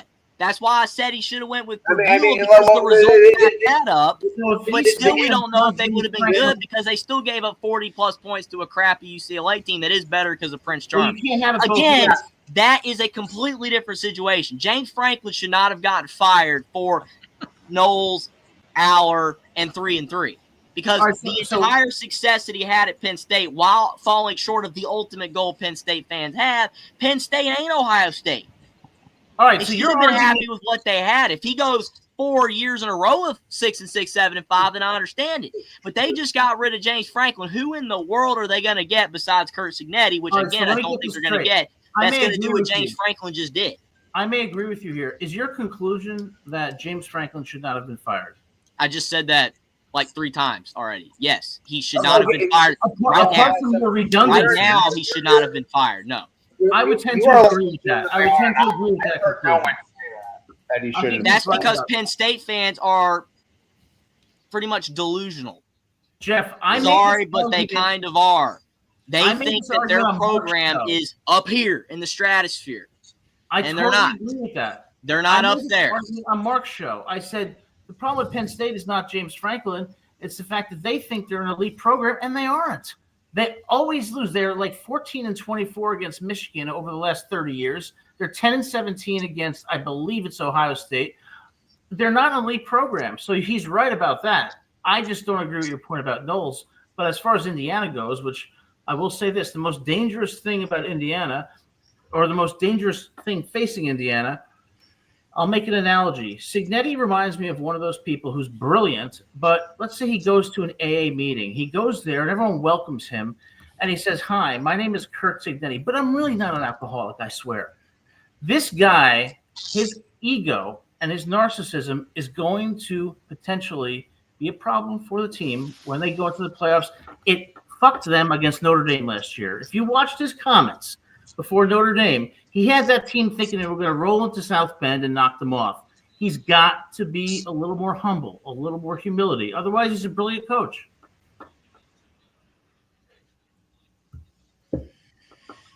Yeah.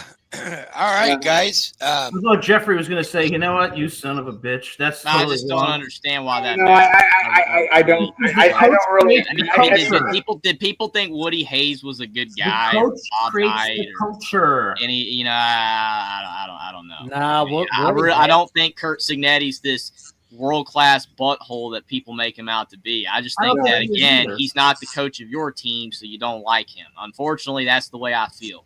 If he's at Penn State and he's saying the same stuff, oh, he's at Penn State and Penn State's elite now, and it's like, no, it's because Indiana's doing it and they're not supposed to. There has to be some narrative. That's why we went from one day ago, Indiana beats Oregon, top 3 in the country now, amazing for this crappy, just long dead program that was never supposed to win ever in anything in football, and now they are, to, oh yeah, they're going to lose Signetti now. Because people have to spin the narrative that something bad has to be without Signetti or Indiana every single time in the media. I read articles. Indiana played very good, but you know what? It was not a perfect game against Oregon. Yeah, he threw a pick. Dante Moore threw 2. So again, these people have to find a fault with everything when it related to that. That's the way I feel about it. All right. Well, okay. You've expressed your feelings, which I respect, and I will tell you this: if you're a diehard Indiana, It's a joke fan, on the Jerry Neuheisel. It's funny. Prince Charming's funny. I'm just responding to somebody in the chat. Go ahead, Adam. Sorry. No, it's cool. So if you're a diehard Indiana fan, the first thing you want to be doing after a victory is looking for things that Indiana needs to improve upon, not celebrating it, but saying, where do we need to get better? Like Nick Saban would do at Alabama. So it's not like we're criticizing Indiana. If you're an Indiana fan, you should be saying we have a standard to win a national title. So instead of celebrating Oregon, let's talk about why that fucking interception shouldn't be thrown or why we shouldn't have allowed X, Y, and Z. So it's like constructive, not destructive. It's like, you understand what I'm saying? We're trying to help, not criticize. If we're diehard Indiana fans, right? I mean, sure, but the entire nation just completely. Who cares about the entire nation? They're idiots. Who cares? I know, but I mean, I feel like it's worth being said still repeatedly. Fair enough. To showcase that exists. It'd be different if it was a few people. It's like 98% of the daggum media saying, "Oh my gosh, Signetti, IU," but and literally now they're praising the guy. Say, "Oh, he needs to go to Penn State. He needs to go to Penn State." I know that 2 weeks ago I just said that he was a narcissist and he's the worst coach ever and he's a fraud and he's a coward. But you know what? Now he needs to go to Penn State. Nobody said that. Nobody said that. That's what I think's funny. Because to me, that 180 degree is hypocritical. It's hypocritical, but that's not what we're saying. That's not what we're saying. It matters, though, because we're talking about Penn State. Attributed to us. But I will say this, when you are on the top of the mountain, like Indiana is right now, people are going to do everything they can to take you down. That's the way it is. 3-hour tour. If I were you, I wouldn't look at that as something. Right back in your ear or two. Oh my God, they're going to be so slow. We start out with Alabama was better than Missouri. That's about all I got on that one. Did anybody see that Justin Jefferson made? I mean, that was moving on up right there on 3rd and 11 at the 7-minute 30-second mark, and then like that 4th down stop on the fake punt. My God, I loved it, and And hang on, guys. Hang on. Let's try to spin this back on track here. I like how Spaz of all people's trying to bring the show back on track. I gave up like 40 minutes ago. Let's start at the top. We've talked about like 3 games so far. Let's start at the top with Ohio State, and we'll go down through the top 25. They crushed Illinois. Spaz. Yeah, I didn't even want to bring it up. They crushed Illinois. I mean, that got more coverage than Indiana beating Oregon on a certain media network, though. Yeah, like there's nothing more to say. It was I want Brad Nessler. 34-16 because like I wouldn't let that shit get to me about like Ben noon kickoff not coming. It's like I like the idea of Brad Nessler calling my game. I mean, don't get me wrong, Gus Johnson's great and all, but I like Brad Nessler more than I do. Brad Nessler is old garbage thrown under the bus and needs to be ran over backwards. I don't give a fuck. Brad Nessler, do not listen to this shit. Holy shit! I just heard Jackson cuss. Oh God! Jackson does cuss sometimes. He does. So does Jeffrey. So does Jeffrey, and his mom washes his mouth out with soap every night. Well. Jeffrey, we have to ask Jeffrey. Jeffrey, what's really going on? You can talk to us. So we're talking about Ohio State, man. That's what I came here to do. I'm just kidding. We're talking about Ohio State right now. Okay, yeah. With Ohio State, look, Ohio State, their defense, I have been impressed. Matt Patricia's got that shit rolling. Julian's saying, I know everyone's like, Ohio State's the most complete team. Ohio State's offense, they're holding. I think it's maybe a cautious thing, holding Sayan back a little bit, not wanting to let him loose and make mistakes, but they're unleashing him a little bit. But I think that offense still has another stage, another step, it could take, because 34 points against Illinois when Indiana put up 63. Ohio State could do way better, I think, than 34 I think points. that Ohio State realized they didn't have to. It's a different situation. True. It's a different situation. They were on the road. Illinois is completely up for this game. They think they can win this game. Indiana just completely floored them. I mean, that's what happened. Indiana played an A+ game. And Ohio State doesn't have to do it. And Ohio State doesn't have to. They're like, hey, we can win comfortably and we don't have to do shit. And Nettie realizes that for people to believe in his team, he kind of has to blow them out, which some people have said is running up the score, which I think most programs do, and yet that's still somehow not impressive. No, you see what you're doing is you're taking straw men and you're trying to act outraged because you're taking the dumbest comments from the media and acting like you're so indignant. All right. This legal psychological talk. We got to tone. I don't think it's that deep. I mean, Adam, he is a lawyer, so he knows. You are a lawyer. Right? I mean, pulling out straw man. Come on now. Yeah. So. Apparently, you're a lawyer. Did you know that? Yes, I just got done with a jury trial. I think I'm a lawyer. You're not a lawyer. You're a lawyer. Yeah, but no, but I'm mad because Jeffrey said before I was ugly, and I thought that was really rude, Jeffrey. You should apologize. Never said that. See, now that is libel or some word that. Jeffrey, I just got out of a trial where the defense attorney was saying, and he said this about me. I'm like, I never fucking said that. Jeffrey, this stuff is funny as hell. It's great. Let's move to There's nothing more to say.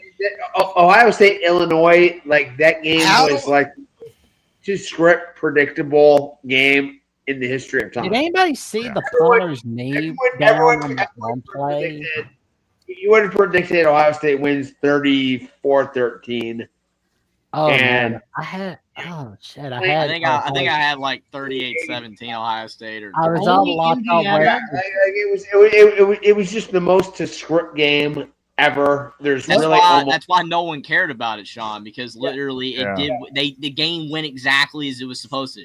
Ohio State dominated. They could have won by more. They didn't. Illinois tried to hang in there. They didn't. And that's why I was sitting watching Alabama Mizzou because I was very interested in that game. Hang on. Was a good game. Mizzou has no class. I want to go down the list here because we're number 4. No one gives a shit who number 4 is. Ty Simpson is way better than Jalen Milroe. Who is number 4? I don't even know. Let's talk about Ole Miss, Washington State. I wanted to give Alabama more credit than Ole Miss because Ole Miss is a fucking joke. That's what I'm saying.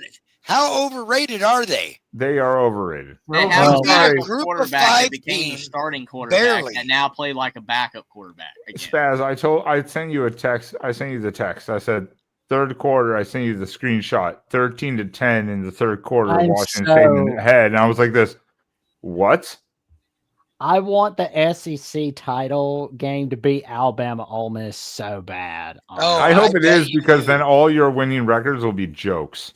Ole Swiss will lose by 20. There's only 3 top teams in the country right now. It's Miami, Indiana, and Ohio State. And Ohio State, there's a gap, but Alabama's got potential to rise. There's a dark horse. I agree with you. So now, what about Texas A&M? Elko's a bum. Here's what I want to see from Texas A&M. A&M, I think, is better than Ole Miss. I do think. Yeah. I hate to say that because I like Lane Kiffin and Ole Miss, but I do think that Elko actually has A&M in a good place right now, for real. True. But my question for A&M is, can they win in Baton Rouge? Because they have not done so since. LSU looks terrible, though. So if they can't beat LSU this year, it's basically, when are they ever going to beat LSU in Baton Rouge? They have a chance. A good chance this year. LSU does not look good. Yeah, 100%, no doubt about it. Because like that offense, the only game where I've seen them score more than 20 points was like their second game, I believe. Nussmeier is such a goofball. Yeah, Nussmeier. My prediction of Nussmeier not being a top quarterback, his age like. My mistake. It was You're right. Oh, but LSU is still ranked number 10 right now because they're LSU. I know. This is what we went back and we said the rankings, the preseason rankings, and all the losses that everyone's taking, and their wins are taking hits because the other teams suck. No one. Everyone's just off prejudgment rankings, and that's it. Except for the few teams that have moved up because of winning, of course. But everyone else whose wins got them propped up, especially week 1, week 2, are looking like shit now. If Vanderbilt Florida State. Yeah, we said Alabama, Florida State's not looking so great now. That loss, quote unquote, that loss now is even looking worse. Yeah, I think Alabama's still going to prop I up. know people hate to hear it, but if Bama played them today, they'd win. But Yes, Bama beat them today, 17. The funny thing is, they might be bigger favorites going into next week's game than they were going into week one's game. Like that's how drastically different the two teams have performed. Here's my question for Kalen DeBoer at the next press conference. Dear Kalen, please tell us why you played Jalen Milroe last year when you had Ty Simpson. Jackson, can you That's answer that? Jalen Milroe was a Heisman candidate the year before. I think we're going to have to see what Ole Miss can do against Georgia next week. Plus, I honestly think Ty Simpson actually has shocked everybody, including his own coach. I don't think anyone expected him to be this good. Tom Brady. He's got that cool. He can read defenses. You tell me. Plus, Jalen Milroe was so athletic. He just could not operate in the system, and it took the staff too long to figure that out. Well, he can't operate in Seattle's system either. Oh no! Also, last year DeBoer didn't have Grubb, where he expected to have Ryan Grubb as the OC. This year he does now, and I was watching the Mizzou game. Ty Simpson actually really did impress me in that game. He was standing in there. He was making all the throws he needed to do. He was running the ball. Like, he was making good decisions for the most part. I was actually really impressed on his. But they still almost lost to Missouri. Well, Missouri's not like a they bad almost team. Lost technically, yeah, but they kind of dominated. Yeah, Missouri's not like a bad team, so I'm not saying Missouri's yeah, a bad team. I mean, again, that's why, like, for example, like, I don't get to see all the NFL games a lot of the time, so it's really hard to judge when you look at a score and see actually what happened unless you go back and watch every replay of every game. But when I watch all the college football games and you watch like a vast majority of a game and you see a final score, you're able to say, well, hey, I don't think really that final score is indicative of how the game actually went. That's why you can kind of make that judgment based off watching the game.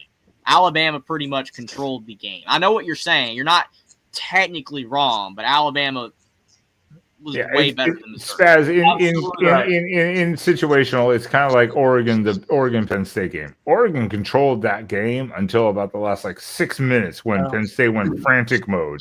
They did. When Penn State woke up, and then after that, they've been asleep since. Yeah.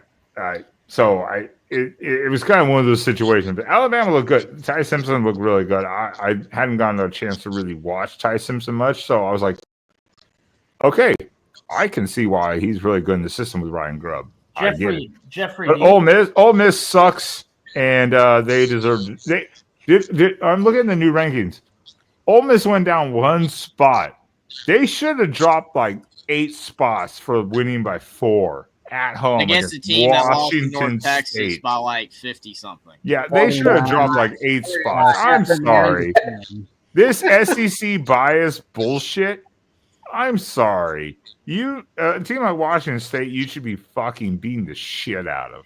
Yeah, they were losing in the fourth quarter of this game. Thank you. Exactly. This is not they were just kind of sleepwalking with all the backups in. Here's what they were in a struggle. Every time that Ole Miss has a big game the next week, though, they struggle because they play Georgia this week. I mean, literally, they completely didn't even show up for the game. I'm sorry. If you don't show up for a game, that's his Achilles heel. I know, but I'm saying if Indiana didn't show up for a game about this, people are going to drop Indiana. And be like, yeah, they would. Yeah. They barely. This is why half the SEC is ranked in the top 25 because they're like, well, this is how we stack the deck to get fucking 6 SEC teams in the playoff. Yeah, not because they're good or have losses or don't have losses. Just this is how we're gonna play the game now. Yeah, AP voters. If Indiana played Northern Illinois this week or something like that and won by 4, they would get punished for it. Yeah, which sucks. It's still brand bias. Indiana has brand bias. That's why they're ranked 3rd. I understand why Miami and Ohio State are 1 and 2, but they're ranked 3rd because they physically cannot be ranked any higher with the mindset that people have about the team, especially when you look at the resume and technically IU has the best resume. We talked about that. I'll We be talked about this last week. But they're ranked number one because they're Indiana. It's not bias is irrelevant. The bias is irrelevant because of the playoff system. And Jeffrey, my question for you is this: do you think Alabama's offense could score on enough points on OSU's defense to beat them? You thought Alabama's offense score enough points on Ohio State's defense? Yeah, I'm not sure. I don't know the answer yet. What do you think? I mean, the problem is that you could play a game 10 times and get different results. I don't think Indiana beats Oregon necessarily if they played again. I think everything went their way, possibly. It's tough. I think Alabama could go to Ohio State, which is why I've told Caden this about 5 billion times when he comes on and says that we have no shot in 2 years against Ohio State. We can go to Columbus and win. We can go to Columbus and win in our current state. That doesn't mean we're going to win in Columbus in our current state. Ohio State could beat us by 20. But then the next time we play, we can win by 7, 10. I think it's going to be very close. Football can change. The games can change if you play them again and again and again. That's why when you simulate a game on the computer, it doesn't come out with the same result every time. I think that could be the national championship. It is. I think that Alabama could compete with Ohio State on both sides of the ball right now. I do too. But I'm not saying they're going to win, but they could compete, and they could win. I think it might be the national championship game, Ohio State, Alabama. Wait, what other games have we not talked about yet? Let's talk about I think the most shocking team right now in college football that nobody's talking about. They're now in the top 10, still undefeated. Number 9, Texas Tech. Texas Tech had the. I'm sorry. They're number 7. They're ahead of Oregon. Texas Tech had one of the best NIL situations. That's really helped their team out. They're got number some really 7, Spaz. We are in week 8 now. Yes, they are 7 now. I'm going by last week's ranking. Well, that's don't go. You're in the old man. You gotta catch up with the future and live in the present day. You asshole. Oh my! But I do have bad. You bum. I do have bad news. I have the multitask. I gotta bring this stream up to date to the standard time that we live in. Hold on a second. So I do have bad news for Texas Tech fans. Oil just went under $60 a barrel right now, so that might hurt their NIL, man. That might hurt their NIL. Bad news for Texas Tech is that they're in fucking Lubbock. That means sales are going to go up. More people are paying money and spending money, so that means their actually revenue is going to go up. I guess maybe some people on this panel don't know how economics works. No. Clearly, nobody takes economics in school anymore. Okay, nobody. That is true. Supply and demand. No one knows what it means. Well, clearly, because when oil prices go low, that's generally like a bad. Texas is where people go to die. Lubbock, Texas is the only place in the country where when people shave, they intentionally cut themselves. See the difference. I work in the oil field. So if oil goes below about $45, then it's like tanking. That's when it's like, oh shit. It doesn't now, if you're above like $70, it's really bad. But if you can go below 60, that means you can keep a nice and you have a reserve reservoir built up.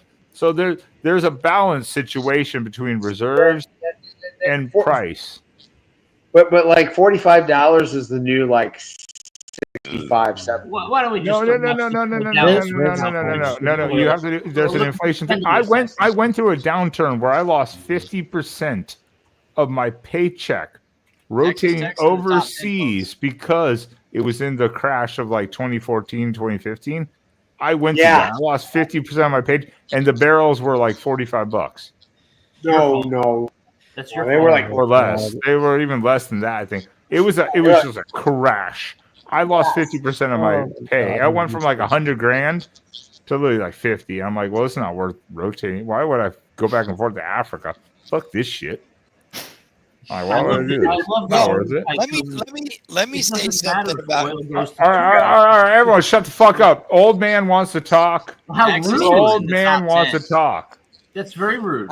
I just want to say that Cameron Dickey from Texas Tech, 17 carries for 263 yards and 2 touchdowns. He's a legit running back.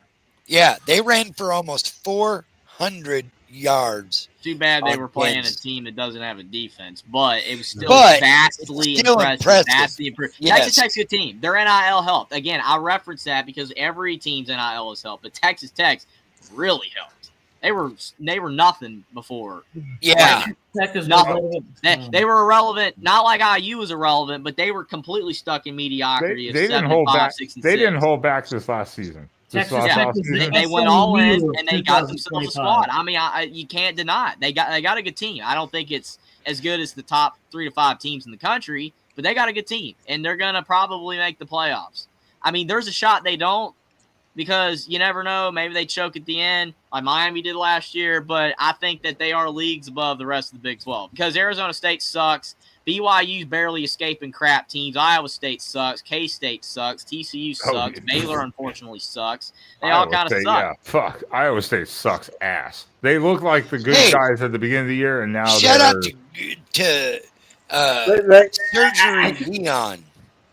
That guy has surgery 2 days prior and is on the sidelines battling for his kids. The guy's got heart. His kids who aren't on the team anymore. Baby. So I mean, like his kids in the locker room. There you go. There's a right terminology. Big baby.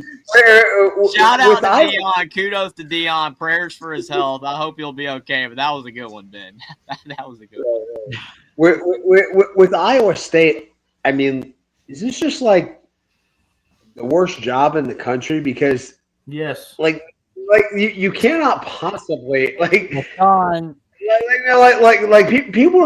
people don't have any appreciation for how bad it can be. This is the worst, historically the worst Power 4 program in the country. Indiana was and still is. Rutgers is pretty bad. Rutgers is pretty bad. Indiana winning percentage has the worst winning percentage in the Power 4. Iowa State was above by a substantial amount. Difference, though, is Indiana played significantly tougher competition throughout their years. But Iowa State was bad, but Indiana was really bad. I mean, they literally for 30 years couldn't even win 4 games on average. They were winning 3 games on average for 30 years, from the 90s to Signetti. That's how bad they were. Like, I don't know if Iowa State was that bad. But, I mean... Well, if they hadn't fired Bob Matt Campbell was a hot coaching commodity for a minute. He's done a good job there, overall. Shut up, bitch. Well, that was not me. That was Spaz. Because I was gonna say, I heard this and I was like, he needed to leave like 3 years ago. See, that's why they're saying Signetti needs to leave while the iron's hot. I don't agree. No, I'm sorry. Signetti is fine. He can stay where he is. He's built it. Let be comfortable. You know. He was like 38. You know, like when people were, he was. Why do not enough people talk? Shut up, bitch. I'm sorry. That was me. I just wanted to. No, it's been you. Why do not enough people? You have been abusive to Jeffrey, and you have muted him, and you should apologize. Shut up, bitch. Note to self: that was if I'm in legal trouble, make sure to hire Adam. Yeah. Listen, all I'm going to say is this about that: if you hire me, you'll get a good result because I'm actually pretty good in the courtroom. Because the truth, let me tell you something about the truth. The truth is kind of one of those things that it's like a rubber band. It's elastic. And, you can, kind of like Kirby stretching that truth the other night. Kind of a weird system, isn't it? It is. I mean, her pussy's getting slapped around. It's getting beat down. Yeah. Why not just give her a little... That was Spaz. That was not me. I was trying to turn it off. I'm like, show's getting hard, man. Close. It's just getting hard fast. I was like, not that. That is definitely not. You look at Jeffrey's attitude tonight. Jeffrey is being influenced by Signetti. Notice he's got more chip on his shoulder. Now think how bad the players are being affected. Come on, Adam. Jeffrey came in here with hate. No. Hate. He called me ugly and stupid, and I'll tell you. Never said that. And Signetti didn't either. Hey, don't deny me my truth. That's that is a false truth. That is fake. It's my truth. You're the only one saying it. I never said that. If Signetti is affecting Jeffrey, who's thousands of miles away from the team, imagine what he's doing to the team. Watch out, Signetti. You ain't gonna He's doing it to all of you. If that's the case.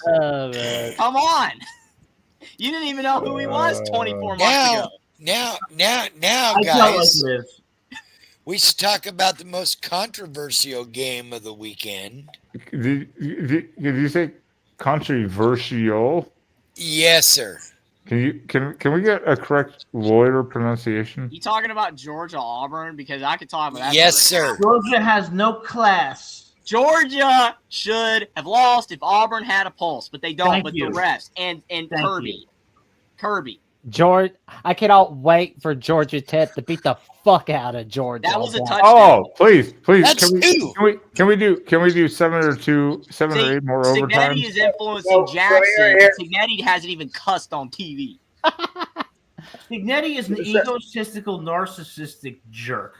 He's better than Kirby. Oh, actually, it might be I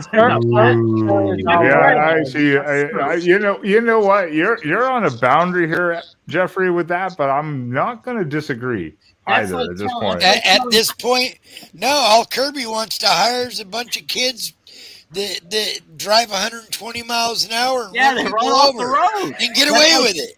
That's like telling O.J. Simpson. Just like he got away with it in the game. Manson, but it's influencing everybody. To Adam's point. Yeah, Jeffrey, you've changed. You've changed, and you've changed because of Signetti. You've been contaminated. What does this even mean? You have an infection, and it's been because of Signetti. Jeffrey, I cannot believe I've come on the show and I have found out that I have an infection. That's crazy. Hey, this is the new WebMD. It's called Signetti fever. It's an infectious disease. This it's comparable with Johnny Fever from WKRP in Cincinnati. So let's go. This literally feels like a college football equivalent of a 2011 episode, The Joe Rogan Experience, where it's like Joey Diaz and friends. You know, Jeffrey, where it's like Joey Diaz gets pissed off about ranch. Jeffrey, you remind me of the kid from Breaking Bad. You know the one that worked with the teacher. What was his name? You know what I'm talking about? Wait. Finn. Walter? Walt Jr.? Not talking about Finn? The student who made all the drugs with him. You know what I'm talking about? Oh, Jesse Pinkman? It's a compliment. It's not an insult. It's a compliment. Wait, you're calling him Jesse Pinkman as a compliment? Because Jesse Pinkman was contaminated and infected by Walter's ill motives, just like Signetti is affecting Jeffrey and the team. I'm telling you. Oh, okay. So Signetti's the Walt White. Right. Yeah. Signetti's infecting his team. That's why they beat Oregon. Okay. That's Oh, he's giving him the right infection. Then he's giving the right infection. Yeah. I guess infections are good if they're not painful and harmful. Then they're good. He's like, look, bitches, into the weight room. Drink that muscle milk. Fucking take vitamins. Fucking hit the sauna and the cold bath. You know. His heart.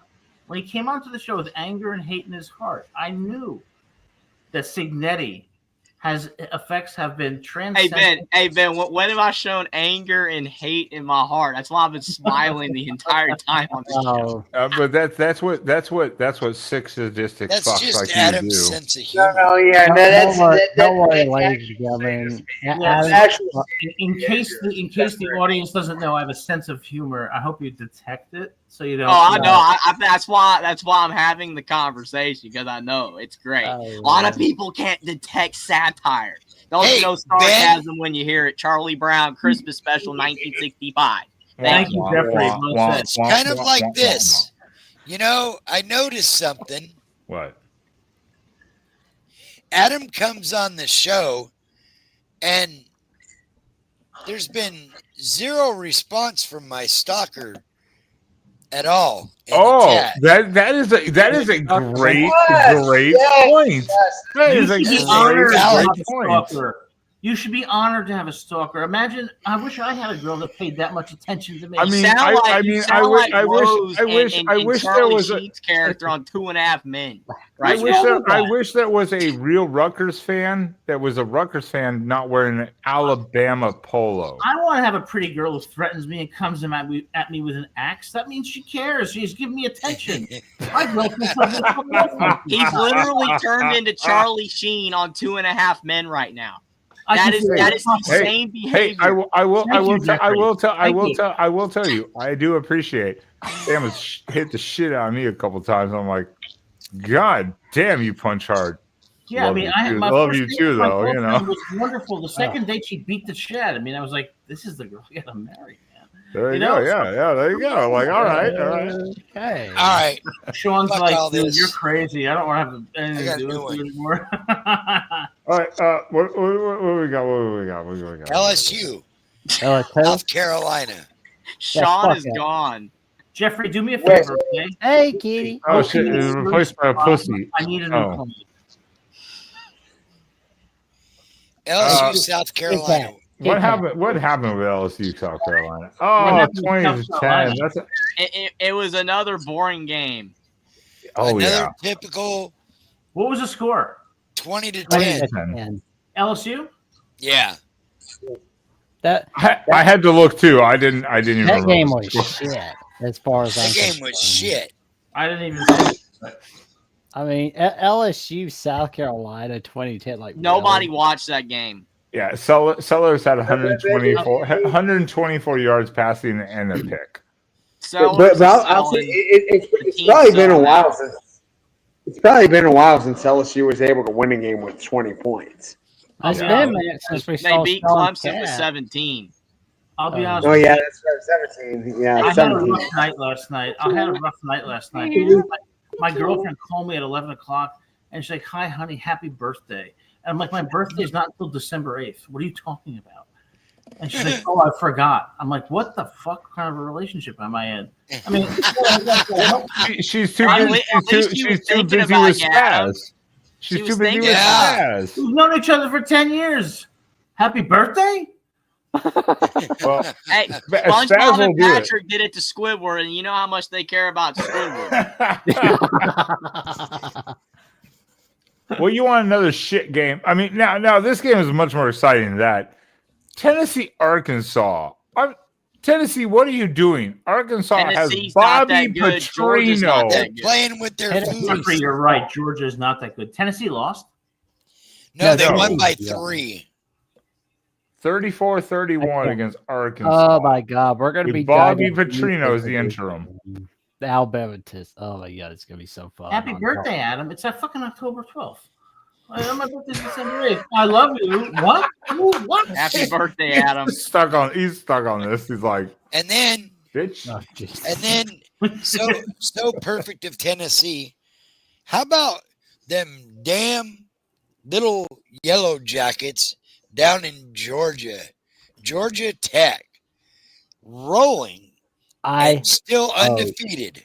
Virginia Tech is bad. I hope they beat Georgia. Me too. By 3 scores. They win the ACC, and I hope Shavit Donna is called Georgia Tech on Black Friday.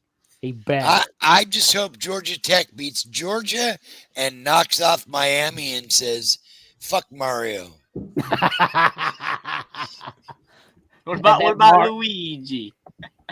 And then Miami. Adam, by the way, search here, UCLA fan. He's well, at least last I knew, he's in New York. So he's bringing the fire. You know. I am going to say this for the first time tonight, and I will make the announcement: UCLA will make the playoff. You're in like next year or the year If after. you don't want me, it's very rude of you. You should apologize. You and Serge have been drinking too much. UCLA is not making the playoff. Next year or the year after, maybe, but not this year. Not make it that fast of a turnaround. It's not. I'm saying they can't do it this year. That's impossible. But next year they could go on a run, maybe. O.J. Simpson has came back from the dead and he's re-erected UCLA. Jeffrey, I am shocked that you support UCLA.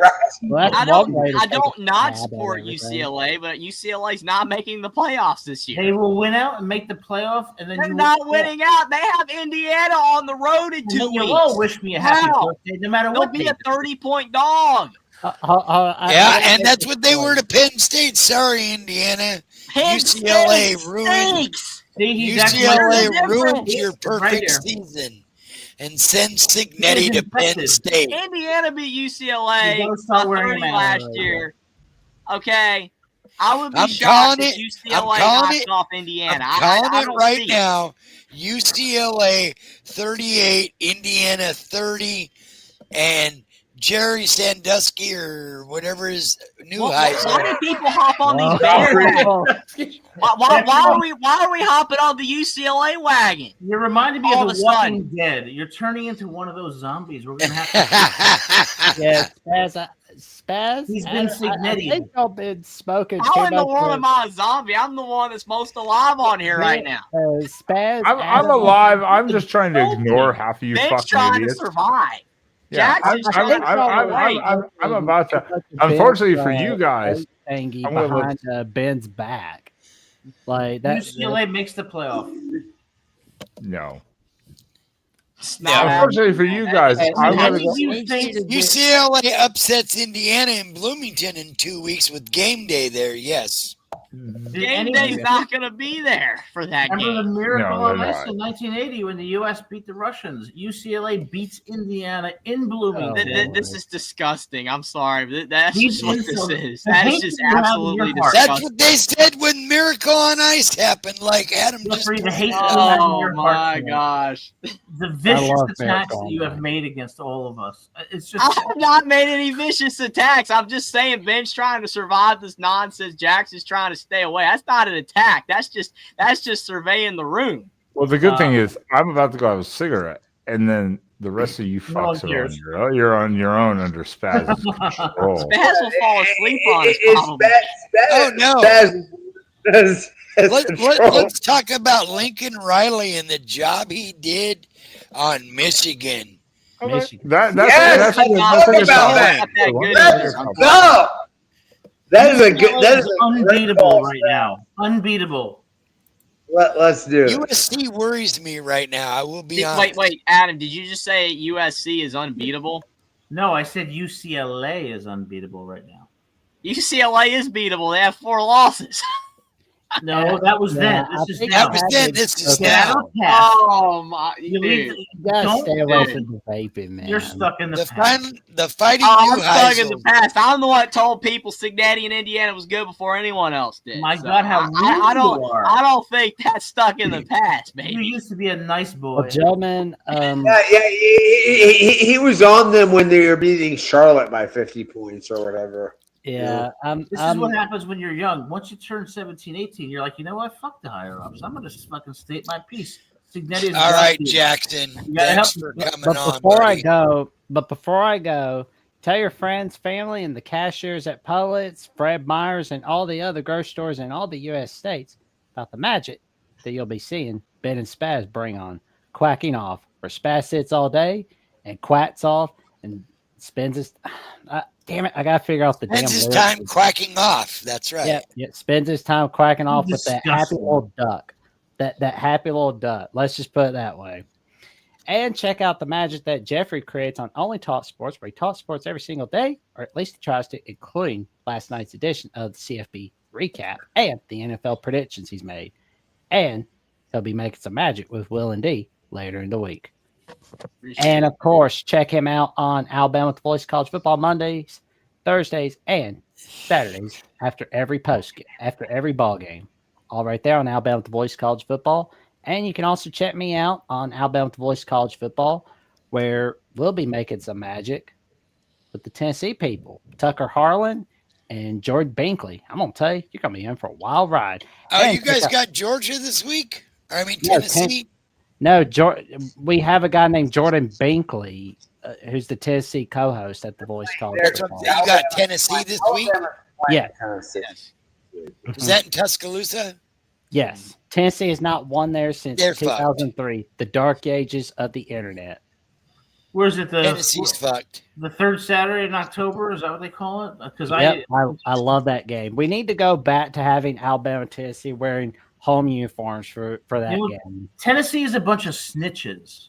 And if you go to Alabama, there's a video at Alabama from a student calling Tennessee a bunch of snitches.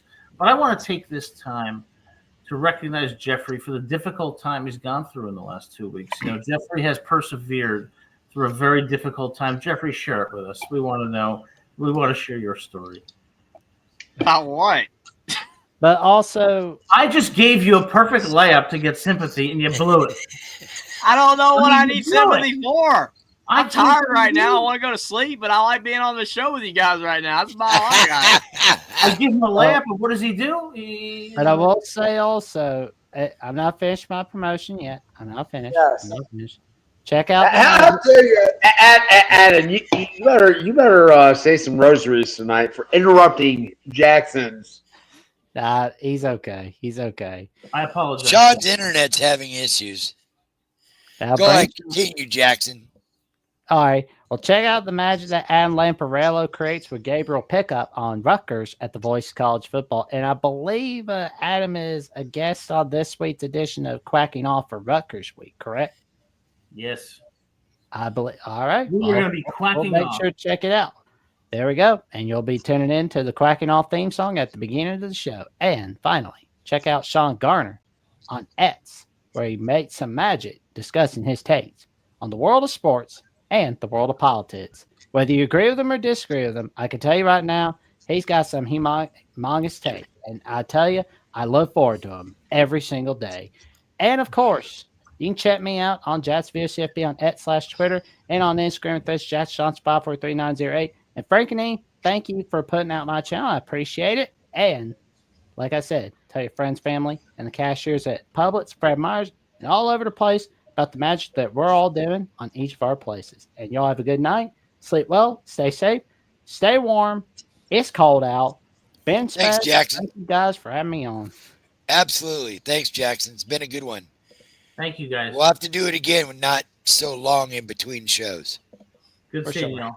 You have a great night, Jackson. Appreciate it. See you at the bar, Jeffrey. All right, buddy. Where'd Adam go? What the hell?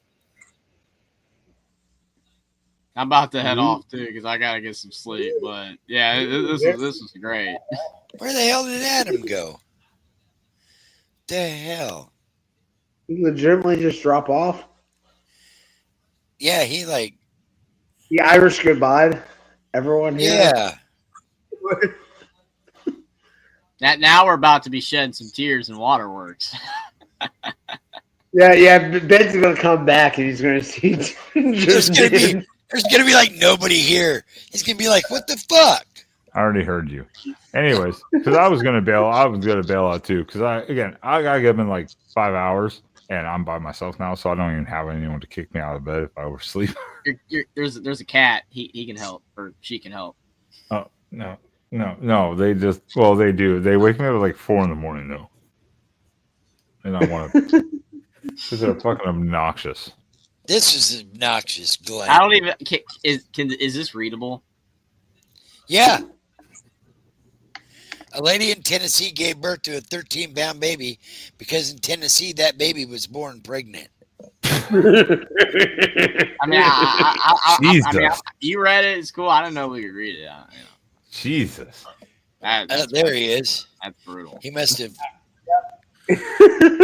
All right. Well, what I was gonna say is, I do gotta go to sleep before it gets too much for me and too late, and then I'm gonna get fucked, and then I get to deal with Sam bitching at me if I don't wake up in time for work tomorrow, and then he's like, and he's out of the country, so I have to deal with all the bullshit. But Sean, Jeffrey, Adam, I appreciate it as always. Spaz, of course, you're always here. Adam, hopefully, we'll be on with you on Monday night to talk about Rutgers football as Oregon goes to Rutgers this next week. Almost 100% certain. And let's do it by the afternoon. We're almost 100% certain. Yeah, and so we'll do that hopefully, and then Monday night on my channel, on the Exploding and Sam channel, we'll have the happy hour hangout on Monday night. After that, Spaz, then we'll have hopefully Adam on Wednesday night, right? Wednesday night. Yeah, we have to go to Wednesday this week for our show. So you guys have to talk out the details. Sorry, I'm not missing Steph Curry. This might be his last year, so. Yeah, so Wednesday night will be the Rutgers preview on the Quacking Off channel here. So hopefully you can make it out. We'll figure out a schedule plan on that night. But again, to everyone here, before I board the plane. Yeah, and I would love to be on. I'll be on that show on Wednesday. And Jeffrey, I think tonight is a night for reflection. I really do. Because what a good guy you are, and you don't want to be tainted by Signetti's narcissism. So we're going to help you. Spaz, end this nightmare whenever you want to. Love you all. Love you. Ben, have a good night. Have a great night. Good Lord. Good seeing y'all. Thanks so much. God, no. So all right, guys. I appreciate the reflection, Adam. What games have we not You mean that talked absolutely about? stupid, condescending remark I made? That utterly ridiculous remark? Guys, by the way, it's daylight savings. You got to turn your clocks back tonight. Is it? Where's Will? No, Where's your buddy Will? Isn't that Daylight on a 4-game win streak. I know it is, but I made that joke a few times with my students, and like several of them bought it, and they were like late for class by an hour, and I just shouldn't do that anymore. Wow, that's actually that's actually sadistic. You're no, isn't it cool? No, I'm not even saying that about Adam. It's disturbing that they didn't know. That's the point. But they also you have to get up for class in the morning, Jeffrey. Like, Professor, we weren't going to come to class anyway. I mean, can you expect anyone under the age of like 25 to know anything? Is that real? No. Will indeed does. Yeah, you guys are the exception, but you are. We know some stuff. We're not completely dumb. No, you guys are among the brightest of your generation. Okay, hey guys, is BYU a fraud?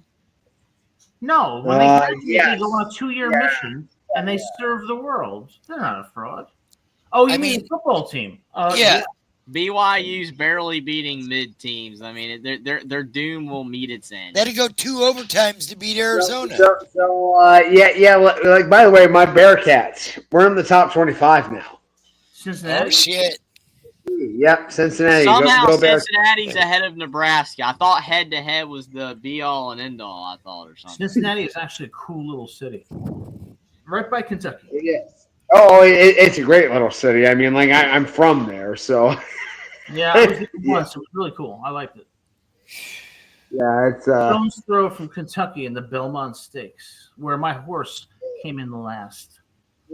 I mean, it's more than a stone's throw from Belmont, but yeah, that's does true. Notre Dame win? If Notre Dame wins it's definitely a stone. They're in the playoffs. Are they in the playoffs? Yes. Cincinnati is one of those towns where it's like completely. Hey, Hummus, welcome. Glad you finally found us again. Who? Yes. Hummus Hero. Always. Yeah, he used to be a regular on our other show and whatnot. Welcome back, Hummus. Glad you found us. As you can see, this is where we're at now. Yeah, make sure to spread Hummus. Yeah, subscribe to our channel. We're here every Saturday, occasionally Sundays, doing the After Dark, and Tuesdays or Wednesdays, depending on our schedules. We do Oregon previews and post games on Saturday. Yeah, good to have you back, buddy. So Notre Dame wins out there in the playoffs. I agree. Yes. Probably. You can't win. You can't win 10 games in a row and not get in. And their only 2 losses are going to be to really good teams unless 4 they points. and Miami implode. I mean, if they both finish in the top 10, Notre Dame's going to get in at 10-2. But Notre Dame's in a weird situation in that they have to depend on other teams' performance. Because if like all of a sudden like USC, Texas A&M, and Miami all like collapsed, they'd probably have an outside shot of getting in. Mm. But if those teams win, then they're in. Also, it determines on what other teams do. And Penn State falling out of the race, Texas hurting themselves, those results help Notre Dame. All those results help. Georgia already having a loss, Bama already having a loss, because a lot of these teams are going to pick up another loss or two. So, Oregon has a loss. Like, all Notre Dame has to do is keep winning. And I think there'll be enough chaos around the country for Notre Dame to get it. I mean, they're already ranked 13th in the AP poll. They're already basically back. Yeah. I mean, we don't know where the CFP rankings are going to rank them. That could be a whole other story. But it's probably not going to be that far off from their AP ranking. And they're literally already almost at the fringe of back in the playoff because they know probably Notre Dame's going to win out. I don't think they will. They could lose. Don't they play USC? But as far you don't get many higher stakes games in the middle of October than you're going to get with USC Notre Dame this weekend. No, Notre Dame is out if they lose. Yeah, if they lose, they're done. Yeah, I mean they don't have a conference championship game to save them. If they had a conference championship, like just say if Miami and A&M were out of conference losses and then they went undefeated in their conference, then or had one loss in their conference, still made their conference championship game, then it would not be. But because they're not, they have to win out. They don't have that extra game. They don't have that tie-in to get in. That's why you're saying UCLA can make the playoffs, because if they went out, then they would make the playoffs. Because they would only have one loss in conference. They'd have a win over Indiana. All of that being said, that would tie them into the system that is currently set up for them to get into the playoffs. Well, I mean, Notre Dame does not have that. That's right. That's right. UCLA would have to legitimately win the Big Ten. Yeah, that's what I'm saying. They can make the playoffs. That's what Adam was referencing. I was striking back at it as outrage to be funny and to laugh at the absurdity of it. But again, he's not wrong. If they win out, they get in. Notre Dame can win out and not get in. That's the difference. That's right. Notre Dame, if they do win out, will probably get in. But like you said, Sean, they have to have things go their way because they don't have a conference championship game to save them. They have to win out and have other results be favorable. That's right. Because of the circumstances they put themselves in. How bad is Iowa State after getting beat by Colorado? They're trash. Are they done? Most of the Big 12 is not good anyway. The biggest victory of the year this year so far, beyond question, is Indiana going into Outson and winning. Because if you remember, before that game, what people were saying is, as long as Indiana keeps it reasonably close. Including myself, I said that. Indiana went in there and dominated, and I was shocked. I mean, this Indiana team is tough. They remind me of from 2000. They dominated both sides of the ball, I admit. 0 5-stars on the team, only like 3 4-stars, and the rest are 2s and 3s and 0 stars. It makes no sense. We got outplayed. It doesn't even make any sense. I'm blown away. It should not have happened. Oregon is so vastly superior on the talent level that the game should not have gone the way that it did. You're coming off a bye week, and it's making people angry. It's irritated because it's not supposed to happen. And James Franklin getting fired is a lot of this stuff's happening because of Cignetti. Because think about it. Cignetti's doing what other people cannot do. James Franklin's like, well, what's your problem, Franklin? You got all this talent and you're still losing. Cignetti is winning with nothing practically, right? It's not nothing, but it's not a lot. They're getting it done. Cignetti is forcing these firings. Yeah, because he's such a good coach. And he's going to get a lot more people fired. Yes, Hummus, they did. They did. I mean, Saban did. Yeah. Colorado stormed the field after beating Iowa State. Yeah, I mean, he has sort of created an unrealistic standard. Indiana got lucky that they hired a guy that no one had ever thought to hire, heard of, or have known for. Where was Cignetti before Indiana? James Madison. Oh, they were a successful program. He was at James Madison for like 6 years, right?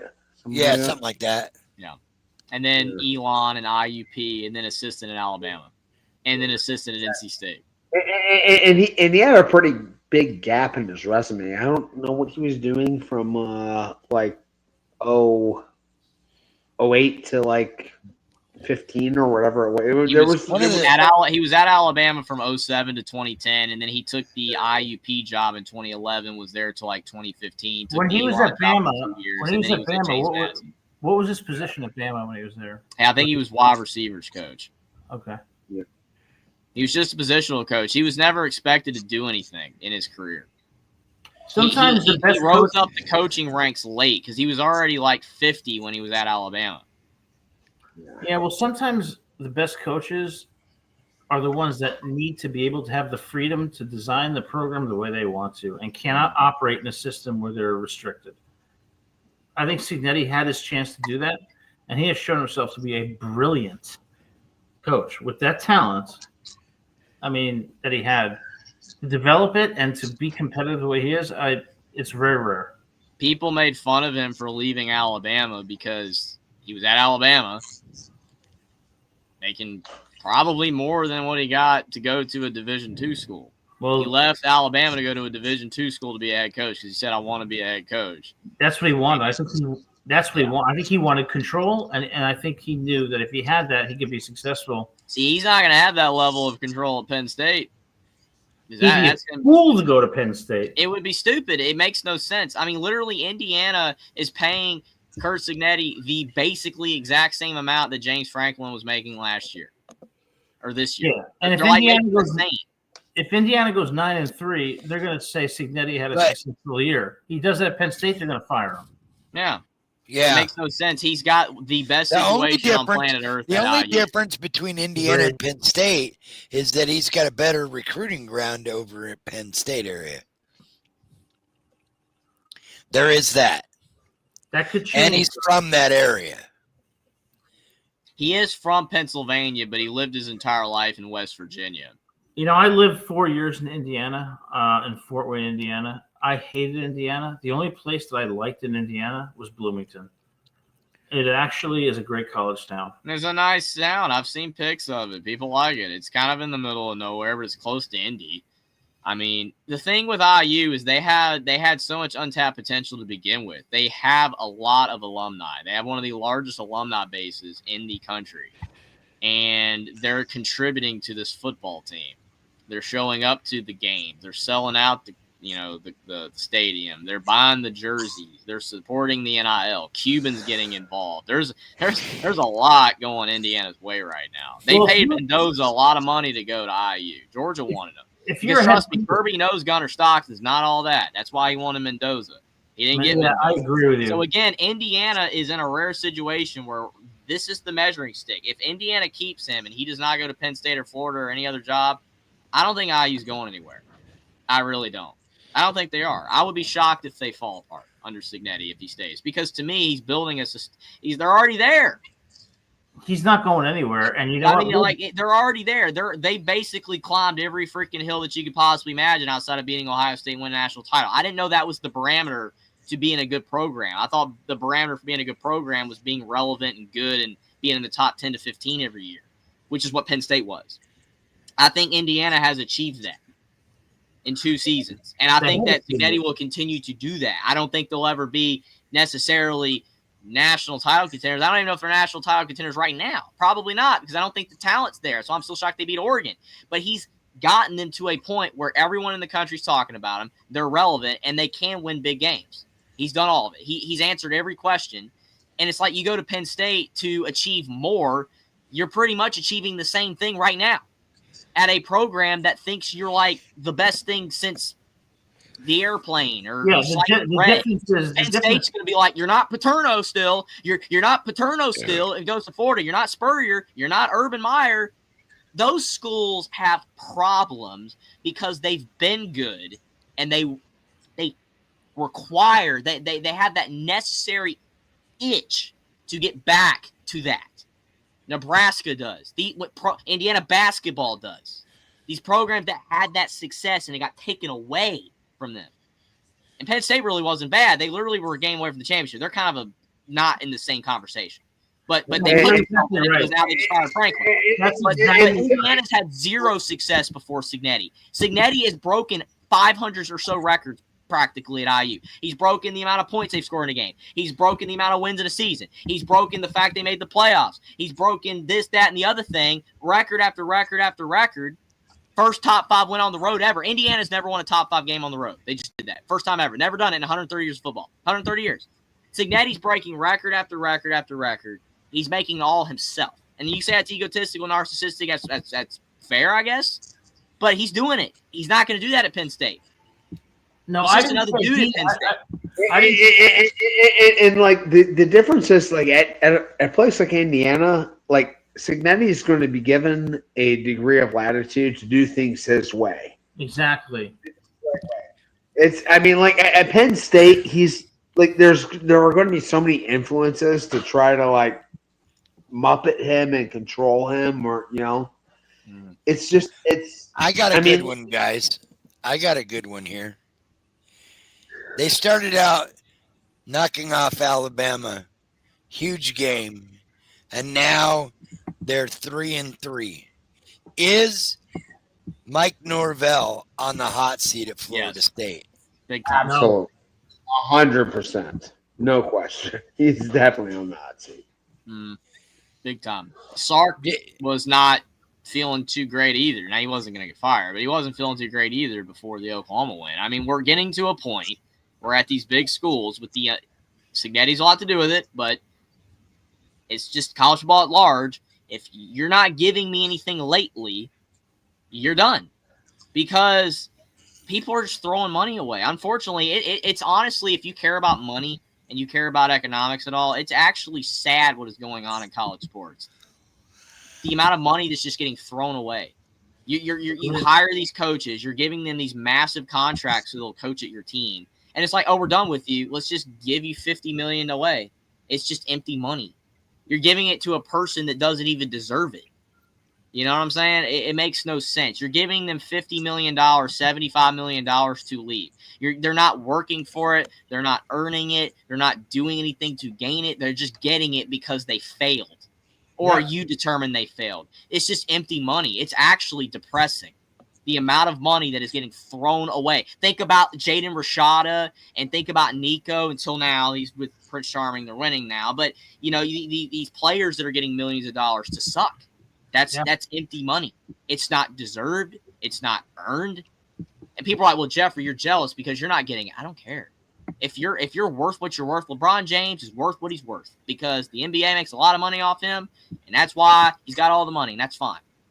But when you're throwing away money for a failed coach, failed players, when there's other people out there trying to live and they can't, that's sad to me. I think that is actually actively depressing, and nobody's talking about it. Here's the sad part. Here's the sad take on all of this. The Deacons of North Texas, the Von Erich Ranch. For those of you who don't know, the Von Erich's a big famous family in Denton, Texas. So Denton, Texas, first sellout they'd had at North Texas in like 30 years. Sold out game. They just got absolutely shellacked by South Florida. Yeah. Terrible game. Is South Florida the top or 2 or 3 group of 5 teams that could make the playoffs? Yes. Yeah. Yes, absolutely. Unquestionably. South Florida to me almost doesn't belong in a group of 5 conversation. I think that they should be in the ACC or the Big 12. Yeah, the group of 5 teams that can make the jump is South Florida, Memphis. If Memphis really wants to, I think Memphis could. I'm surprised that they haven't. Boise, it's a regional issue. But I mean, Boise's kind of screwed because when you're out there with Oregon State, Washington, you're kind of screwed. And plus, they're not as good anymore. But when they were good, if they had the momentum, I think they could have jumped to the Big 12. I know there's logistics problems, but still, like Boise, South Florida, Memphis. Outside of that, it's a major drop off to me. Yeah, they're now 0-7. Texas if they got everything right, everything put together. Yeah, they could, because I mean, Texas, all those schools got like they could if they wanted to, because Texas has money everywhere. Denton is literally it's a very good area for that. You're in the Dallas suburbs. There's players everywhere. You could garner support. The problem is like SMU. SMU, look at their fan support. It's trash. Like, it is so trash. And SMU's not terrible, but their fans just don't show up. And UNLV, is that the surprise team right now? I think they're one of the surprise teams. Dan Mullen's got them undefeated. The thing is, they've looked so unimpressive doing it, especially early but on. They have gotten better. Well, they struggled against Idaho State. They've gotten better since then. Yeah. But still, they've looked unimpressive doing it. But you can't deny that they're undefeated. Obviously, I think they would be like nobody a expected Oregon thing. Dan Mullen to get them to a winning season in his first year. If and they're already playoffs, they would get blown out like Liberty did against Oregon. Right? Yeah. UNLV's got some talent there. Like, they've got Calandria, who came in from Virginia. He's a legit starting quarterback. I'm not that.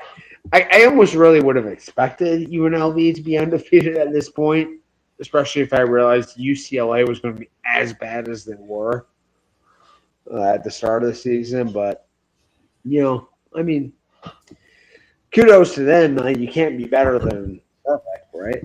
See, Hummus says UNLV was in good shape when Mullen got there, though. I mean, that's true that they were good last year, but a lot of the team did go to Purdue. So it's not like it was completely set up. I mean, again, Hummus makes a good point. They weren't bad last year. They were great last year for a group of 5, but they aren't the same team as last year. They have a lot of new players. It is somewhat shocking, but Dan Mullen's team hasn't played really a pulse either. It's been a lot of nothing. Well, guys, listen, I must sign off because as I approach 50 years old, we're talking about UNLV's getting schedule. You what, Adam? Don't shake your head, Jeffrey. That's very abusive. Your attitude tonight barely moved. Leaves a lot to be desired. I have to tell you. You have to apologize. But no, seriously, it's great being on this show. Go Ducks, and we will see you hopefully tomorrow night and then Wednesday.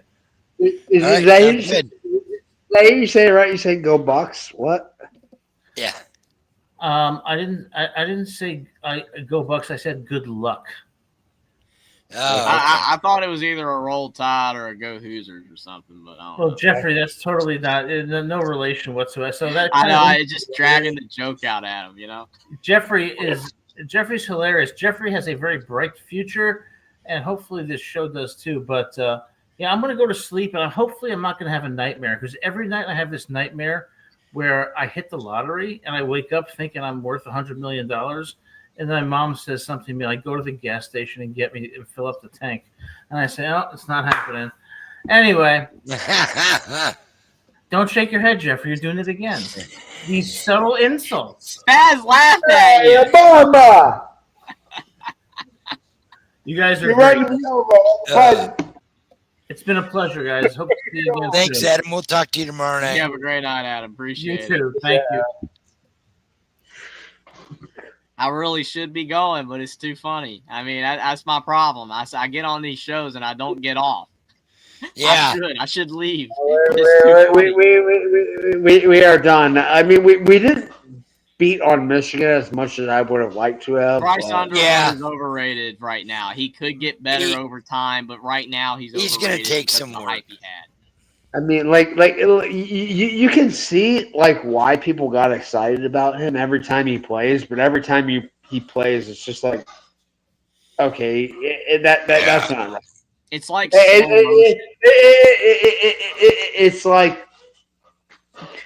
it's like that Thanksgiving turkey. You keep pulling out every 5 minutes. Is it ready yet? No, put it back in. I mean, every time we see him, it's just it's more evidence that, we need to see more development. And it probably would have been better for him to go to a place where he did not have to play. It's right away. not actually. Can you guys believe that Fickell is not out? What did you say, Jeffrey? It's not actually good to have players play immediately in football. It's good to have development and wait. That's why Especially in true his fourth freshmen. year of college, and he's finally good. Especially at quarterback, right? You know, I mean, I guess cerebral position in the sport. You know. Okay. What were you saying, Spaz, earlier? Fickell. Do you guys think he survives much longer? He's done. You lose 37-0 at home. Yeah, and that's further proof Iowa's decent. I was on a in a little Twitter discussion last night. Somebody said, "Yeah, it's $25 million or so to buy him out," and no, we don't have that kind of money in Wisconsin. Yeah, so, that's the problem. Yeah. I mean, and like, what did he do at Wisconsin to earn anything like that? Like James Franklin, at least, like he got them like to be a top 7 program in the country. Yeah, it was like, I mean, what did Luke Fickell do at Wisconsin? Luke Fickell was done jack squat at Wisconsin. He's done back nothing. to that unearned thing and undeserved. You know, you're just throwing money away.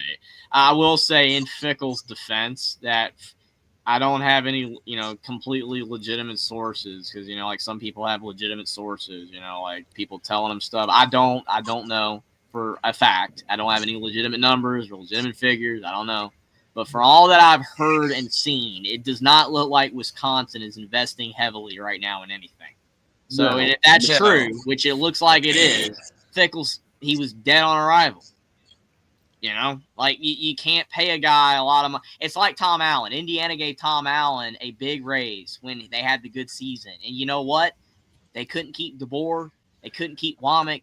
They couldn't keep half the players. And that's why they sucked the next season. Wow, that's amazing how that worked. You paid Allen, but nobody else. But under Cignetti, they've paid the entire staff. All of them. And they stayed again. Yeah. Wisconsin's not paying anybody but Fickell. So it's like, oh, wow, we've got Fickell, and he's making a decent amount of funds, but the rest of the team ain't making jack. So is that the same thing in Minnesota with PJ Fleck? No, I mean, like, or does he sell enough cars to get by? I don't think there's much difference except that Minnesota has remained competent. Minnesota has remained okay. Minnesota and Iowa are just above Wisconsin right now. They're just better than Wisconsin. But and the standards at Minnesota are significantly lower than they are at Wisconsin. Yeah, Wisconsin's a better program historically. You look at their winning percentage and you look at their all-time record. I mean, they're like a top 20-ish program. Like they're not. I mean, you're only talking over the last 30 years because Wisconsin before Barry Alvarez. I mean, that was like K-State before Bill Snyder and exactly. Indiana before Cignetti for sure. Yeah, I agree. I mean, yeah, it was. But Wisconsin's been very good since for a long time. And it was multiple coaches. Bielema did very well. Paul Christ was really good early on. Like they had success for a sustainable amount of time. But now they're bad. Like Wisconsin's really bad. I mean, they're not succeeding in any facet. Like at least Iowa, even though Iowa is getting worse, I think overall as a program, somehow Ferentz is his way still is getting it done. Kind of their lines of scrimmage are still pretty good. Their defense is still all right. Their offense sometimes is something, and they win 8 games. He's still doing it. That's what I'm saying. That's why Ferentz is still there. He's still doing it somehow. I thought when they switched the divisions away and went all to a regular Big Ten, I thought Iowa was going to suddenly start winning 5 games. They're still winning 8, and it looks like they're 4-2 right now. They might win 8 again, 9, 7, whatever in that range. Wisconsin looks like they're going to go 4-8, 3-9. I mean, there's a big difference between Iowa and Wisconsin right now. Yeah. Wisconsin's not excelling in anything.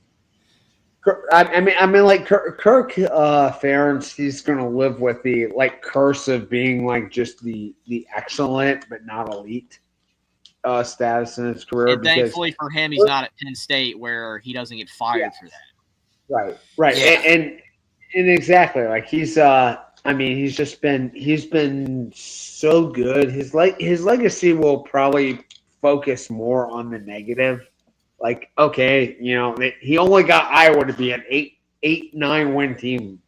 I mean, that's not a bad thing. I think people have gotten spoiled. I never, when I said I wanted IU to have success 5 years ago, I never said this. I thought, hey, Indiana could be a consistent 7-5 program. I'd be fine with that. I never expected this. I mean, I'm an Alabama fan anyway. I've already got a good football team, but it's like Indiana. I never would have expected this, but we're now in an era where people want that. Every program wants to do what IU is suddenly doing right now, and out of the blue, and Iowa, it's a laughingstock. They're not bad. I mean, when I trash Iowa, I just mostly trash their offense because it's abysmal. But as a program, most programs below Iowa would love to be Iowa. They don't lose more than they do every year. It's the same season every year. Like that one year they won 10 games and they made the Big Ten championship game, and then the next year they went 8-4. And people were telling me, "Oh my gosh, Iowa, they failed that." It's the same team. It's just they had a more favorable schedule and they won 10 games. Iowa's been the same team under Kirk Ferentz for 25 years. It's the same team. They do the same thing, and it's consistent. And if you're Iowa fans, you know your ceiling, you know your limitations, but at least you're not bad. Yeah. You're not bad. Again, there's a lot of programs. Carolina would love to be 8-4 every year right now. Look at Belichick. What's that? There's a lot of programs that would love to be 8-4 every year, and every now and then get a good win.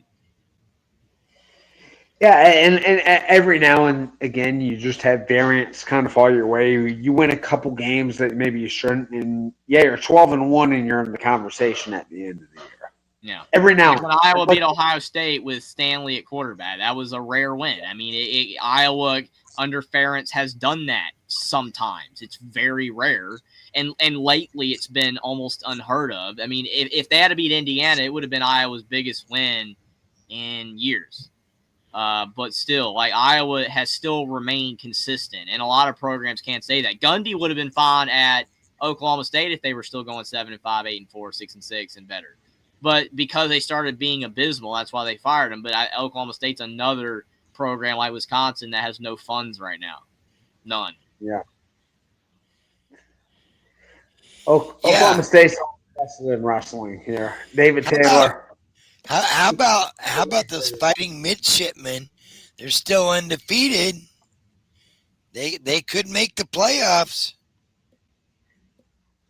Go Middies.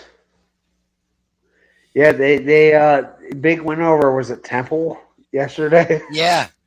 Yeah, Navy, Army, those types of schools have, when they're good, really quality football teams that can actually beat a lot of teams. But when they play someone really good, it's over. I mean, they just can't. They can't sustain. Like if Navy played Ohio State right now, it would be ugly. I mean, it'd be a bloodbath. But I mean, if they play anybody of their level, maybe slightly better or worse, then they can win. And we'll I mean, like the state of the group of five right now is just not good. Because all the group of five have gone to the Power Four that were good. Yeah. And like we saw South Florida play a legitimate playoff team this year, and it was not pretty. Yeah. So, and they shouldn't have beat Florida either. I mean, realistically, Florida did what Florida does, choke. I mean, that the spitting and the just stupidity, and they play like crap. I mean, Florida's infinitely better than South Florida. They should have beat them. But it is what it is. The ceiling's better, yeah. The talent's not even close. That's why teams with a lot more talent can lose, like Oregon. It can be done. But it's just not consistently done. But I also wonder, like, if South Florida made the right moves, made the right investment, like, given where they are, that market, and the enormous enrollment they have there. I mean, I just wonder what they could do as like a low level. They were good years ago. And they had success years ago. Those South Florida, Central Florida games from like 10 years ago were great. Those were some great games. And then they just tanked. But now they're good again. But both of those teams have done that in times. It's like they both are just like they both just have those really high peaks and low valleys. Both Central Florida and South Florida over the years. Yeah. Central Florida got the call first because they have a It was because of the frost and the hypo years. I mean, honestly, like the success they had was higher and it looked more sustainable. I mean, since joining the Big 12, they essentially contributed zilch, but I mean, it's basically the exact same as what SMU is contributing to the ACC currently. Not last year, but currently. But it was all about timing because they just happened to be good right at the time that there was expansion. Yeah. And South Florida was struggling during all these conferences are trying to fill a void. I mean, we knew there was going to be a domino effect. It's going all over the place, Yeah, I agree. Central Florida is a prime location. Yeah, it's true. But I think that with all these moves, you're seeing these smaller conferences make moves. The MAC. South Florida are making moves. South Florida is a more prime location than Central Florida. South Florida is in Tampa. It's in the plant. I mean, like it's on the Gulf Coast. I think Tampa is Tampa produces more players, and just has a better media market than Orlando. It does. I mean, I would probably agree with that. I don't know. That would be a great, thing to study. There are a lot some college football, guru to study. That is great with statistics and stuff. And all that. I don't know. I mean, to me, they're both good. I just think, like you said, I think Central Florida had the benefit of being good, like really good for a while. South Florida, if South Florida was in the top 10 recently, then they might have gotten the call. But, they hadn't been good in years. Central Florida literally a few years ago was the fake national champion still. Like, that was still in people's minds, Megan, you're like 2 hours late. Sorry, we done went there. I already talked about him. And Sean would like to talk about it more probably, but because he loves bashing Michigan. Oh yeah. Thank you very much, USC, for that. That was a delightful few hours of just a methodical panting, methodical whooping. I picked USC to win. Yep. Yeah, I didn't think I had would no be that faith bad, in though. Underwood on the road. None. No. We already saw it at Oklahoma. And I just don't have that much faith in this Michigan program right now. They're not very good. No. And I spent the entire offseason. If they beat you for a fourth year in a row, then what? A fifth year in a row, you mean? Fifth year in a row, yeah. I mean, like it's not healthy for me to think about really, I just would that get Ryan Day fired? No. I know he has built up enough goodwill. Yeah, I think winning the Natty last year helped him. Maybe just a little. I think nothing short of some very illicit information. Maybe I mean, unless he's named in the Epstein files or something, I think he's fine. Right. Which who knows? Maybe that wouldn't even bother anyone at this point. Yeah, we won't. Yeah, we'll talk more next month, Megan. You still got to come here. Yeah, no. So, USC looks good. I think they've got a really good program. I think they've got the best team they've had since They've got the most complete team since Lincoln Riley got to USC for sure. No, we had a down week.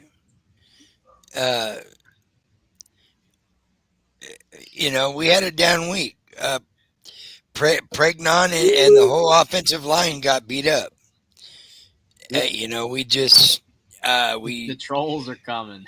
Yeah. In the morning. Fucking Megan and it's all the USC fuckers. They all ganged up now that Ben's not here. They're gonna gang up on me. I appreciate you guys having me on, Spaz and Ben, who's no longer here, and great chatting with you guys. I would keep going, but it's 1:30 in the morning. Yeah, I gotta get to sleep. But I'm gonna wrap this up because it's going on 3 hours. Yeah, I cannot push forward.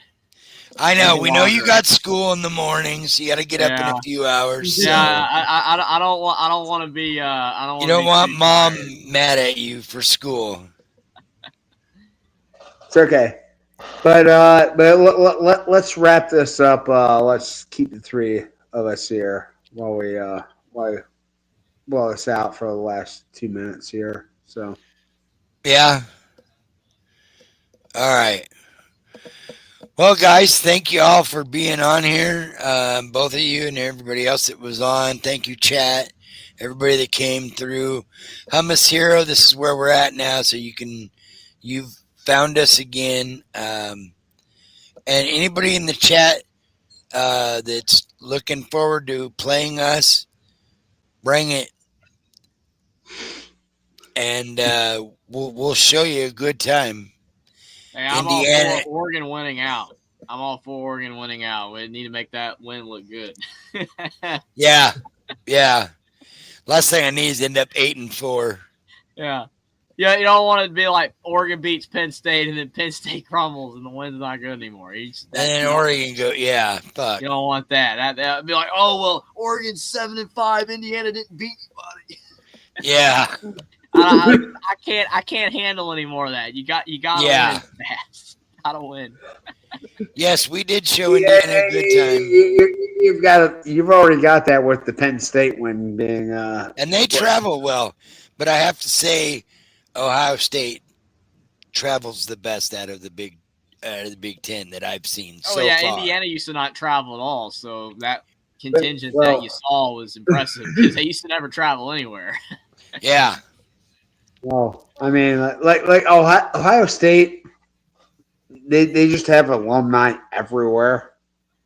They just move to every part of the country because it's just such a big does too. They have them pretty much everywhere. But I mean, Ohio State's, their team, your fan base is so massive and large because of the success and the history and the program and the standard that it's like Kentucky basketball. Well, no matter where Kentucky basketball is playing, there's the half the stadium's full of Big Blue. And, it's just the way that it is. But yeah, I mean. All right, Sean, would you like to do the honors? All right, absolutely. All right. Pop-Tart. Play us out. Oh, yeah. There you go. Third-degree burns in the head. Third-degree burns, hot buns. Hot buns and Pop-Tarts. Yeah. That's it. Guys, again, thank you, everybody, for being here. Chat, thank you for being such great hosts. And we will see you all next week. And Wednesday night, quacking off with our good buddy Adam from Rutgers, Voice of College Football. We'll see you then.